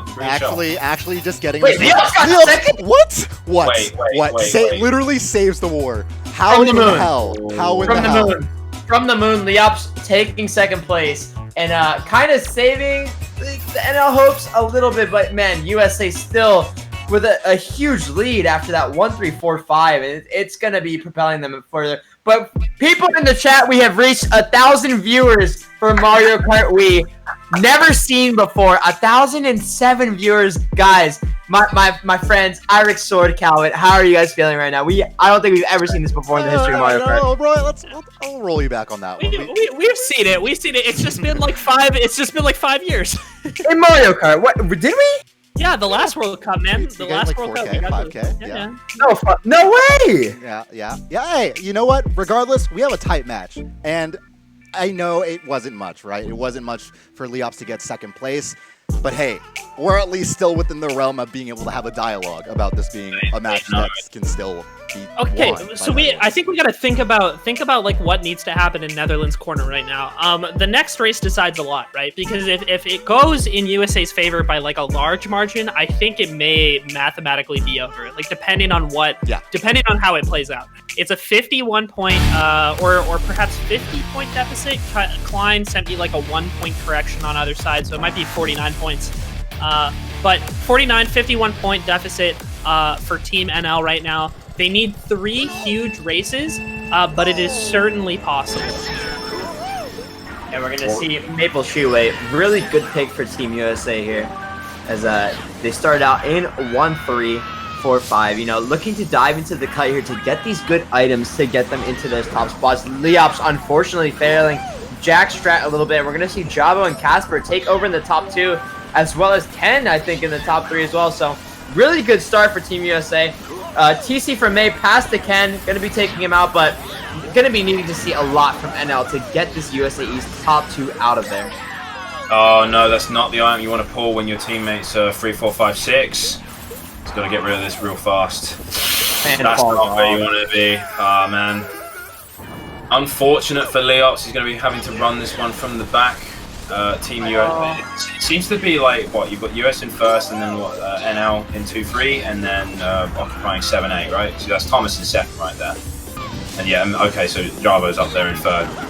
So it's still very much in the realms of possibility. Really nice target power on this turn. It's going to be really brutal for Javo. Yeah, that's going to get him clean. Oh no, not even. Wow. Okay. Must have done some crazy maneuver to avoid that one. What is the backing situation looking like right now? Who's in possession of the shock? Do we have a shock in play? It's hard to tell right now. Don't have the pop up. We see both baggers just sitting at that set. So I feel like if a bagger has it, they kind of want to go forward to avoid the other one. So, but maybe some mind games going on between them. But for now, we're going to see USA with a pretty top 2 break right now. And the bottom 2 really separated from the rest of the pack. I'm curious to see if those are NL members, as we did see Leops fall off, so possibly could be him in last, but no shot coming out yet. Both baggers still fighting for it. Yeah. And NL, has the pressure, right? The bagger has to be going for it. He can't mince any words and has to forced trying to go for it in 9th, giving the USA bagger a little bit of an advantage in that sense. But still, last lap of this, and we could argue and say that Netherlands, they can't afford to lose this top 2 or they might be out of it completely. So, May, you have to come up huge. Is this bomb going to be huge? That bomb is huge, and they're gonna need a little bit more than that. USA with 1-3. Will there be a blue to come up or follow that up? No, says Mario Kart Wii. What if God said there is no blue? What if God said there's only going to be a red shell that does it? Oh my goodness, holy! I mean, is that 1-3? 2-4-5, right? For Team Netherlands. Okay.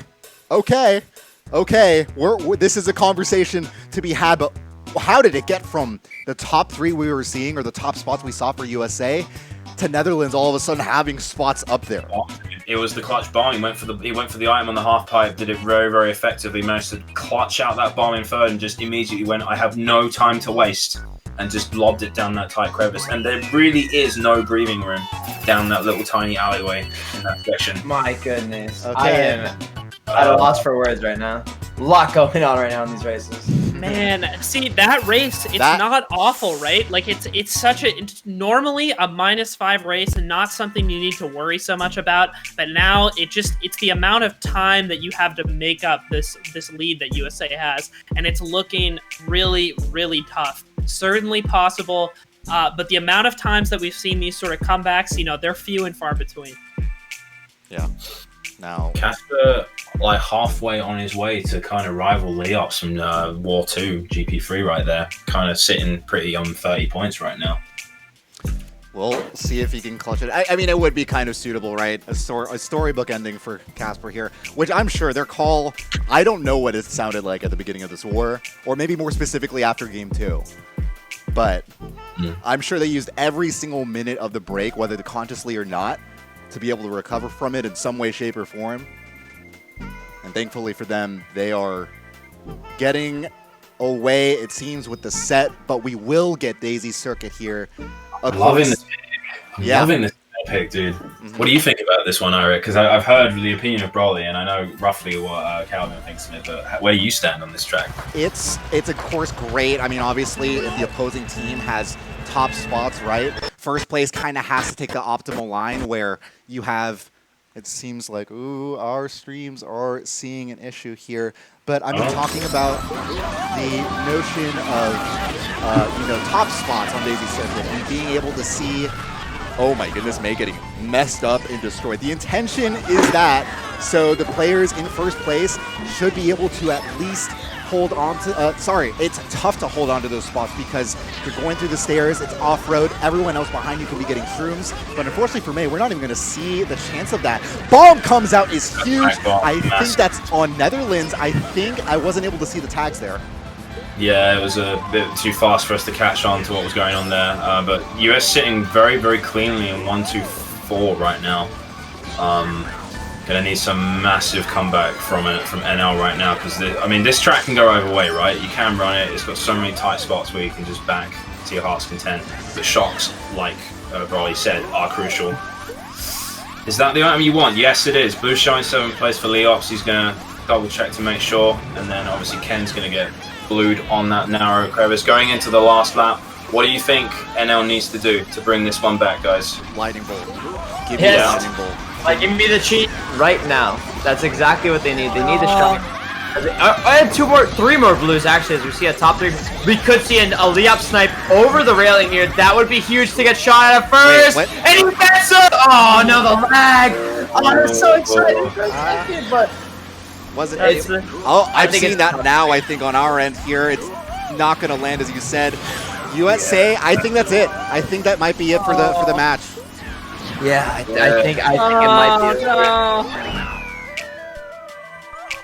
be. You know what? And USA cleanly taking the last GP, clutching up across this entire war, really. And that's gonna send it home. That moves USA to the finals because unfortunately at this stage in the tournament, there are situations where you can't come back, and the point differential that you lose by doesn't matter anymore. So the USA streak of making it to grand finals of the World Cup continues. I can't say it was unexpected, or it wasn't expected. You know, this is the result that we all thought would be the case. It's just for across the first two wars, I think there was this really like realistic chance that NL could do it as well.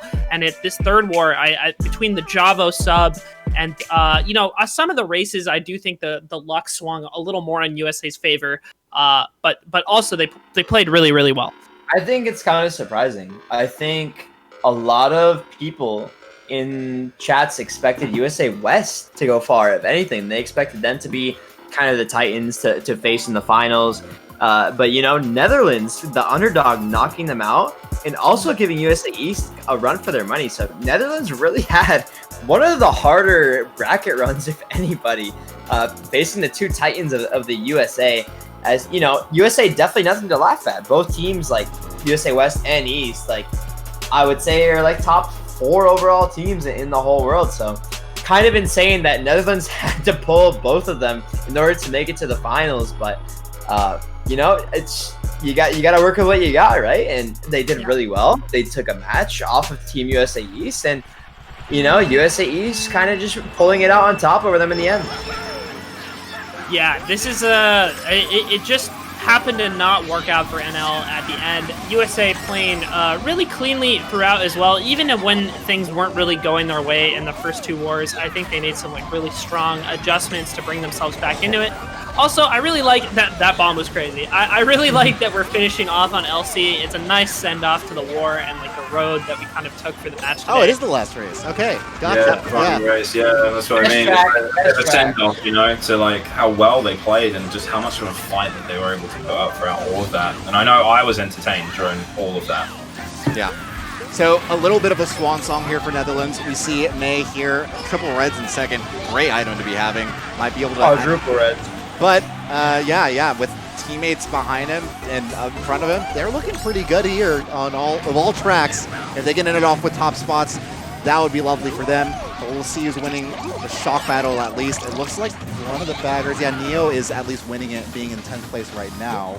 But yeah, currently I think, I'm not sure what happened. I think we lost May's stream there. I think it's off. It's gonna be a top 2 from Netherlands. Maybe. Okay, bye. It looked like May seed. No, I think May kept going, but there's a delay they have on their streams, right? So they might have finished it. They're a minute and 30 seconds ahead of what's happening, so they might have just ended it just there. And you know what? Oh, right. Fair. You know what? If that is the case, if that's how it's going down, I can imagine. It's late. You put in all this effort.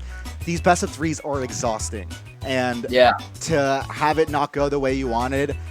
Look, I've gotten upset over far less. I've been in a tier 1 Mogi and I've gotten like 40 points and I've lost it. So for them to have, been able to stay in it, if May leaves the way they want, be my guest. Netherlands, the most exciting run in World Cup. I'd say, like, of all the teams we're looking at, maybe you could talk a little bit about UK, but like, you talk about the UK roster, and if we knew before the World Cup that was what was going to be coming out, I think we would have expected more from the beginning from them. But Netherlands never crossed our mind for a team that would go as far as semifinals. I mean, not because they're a necessarily bad team, but because they just seem to not even compare to some of these rosters, so that they brought it to a game 3. It was so close in this last match too. Where did it start going wrong for Netherlands? It was around, I mean, really, race 3, 4, around maybe the end of first GP and the second GP. Was there anything that stuck out to you guys in seeing all that? I think it was just War 3 in general. I think Javo came in and kind of played that role of, he was hitting the other team, kind of played a mid-pack role, like really selfless, which is what we wanted to see from him. He played a really selfless role, taking out the other teams, but he also provided a really good front presence. And, we just saw kind of USA in a lot of the races running in like top 2, top 3, and able to take off from that. And, Shock didn't really make a difference for them. Either Mac was holding it, or maybe the members were too far ahead for it to make a difference. So I think Javo definitely played an impactful role in taking over here as that sub. Yeah, that's. I think the Javo sub was huge. It was funny because we were talking about it, and I was a little skeptical. I was a little curious, like why Quinn, as someone who performed super well in the previous war, was being subbed out for Javo, and kind of like guessed that maybe it had to do with shot calling, maybe it had to do with mid pack play. And from the way Javo played, I mean, it was totally worth it. I really feel like it turned the team around. Not that Quinn was doing, Quinn was putting points on the board, which of course matter. But Javo brought so much to the table in terms of giving NL like a lot of trouble during the race, like hitting them and allowing his teammates to like extend and break away. It was pretty impressive to see a sub have that much impact. I mean, credits to Neo subbing in for Joris as well. I think it was like the 2 subs we saw over the course of this match actually were both like immediate and very visible impacts on the outcome of wars. And that's really cool to see, because sometimes you just see subs happen for the sake of subs almost, and they don't really change anything. Yeah. And I think one thing that, I think, Quinn, some of Quinn's best strengths is known for being a player that, like, you can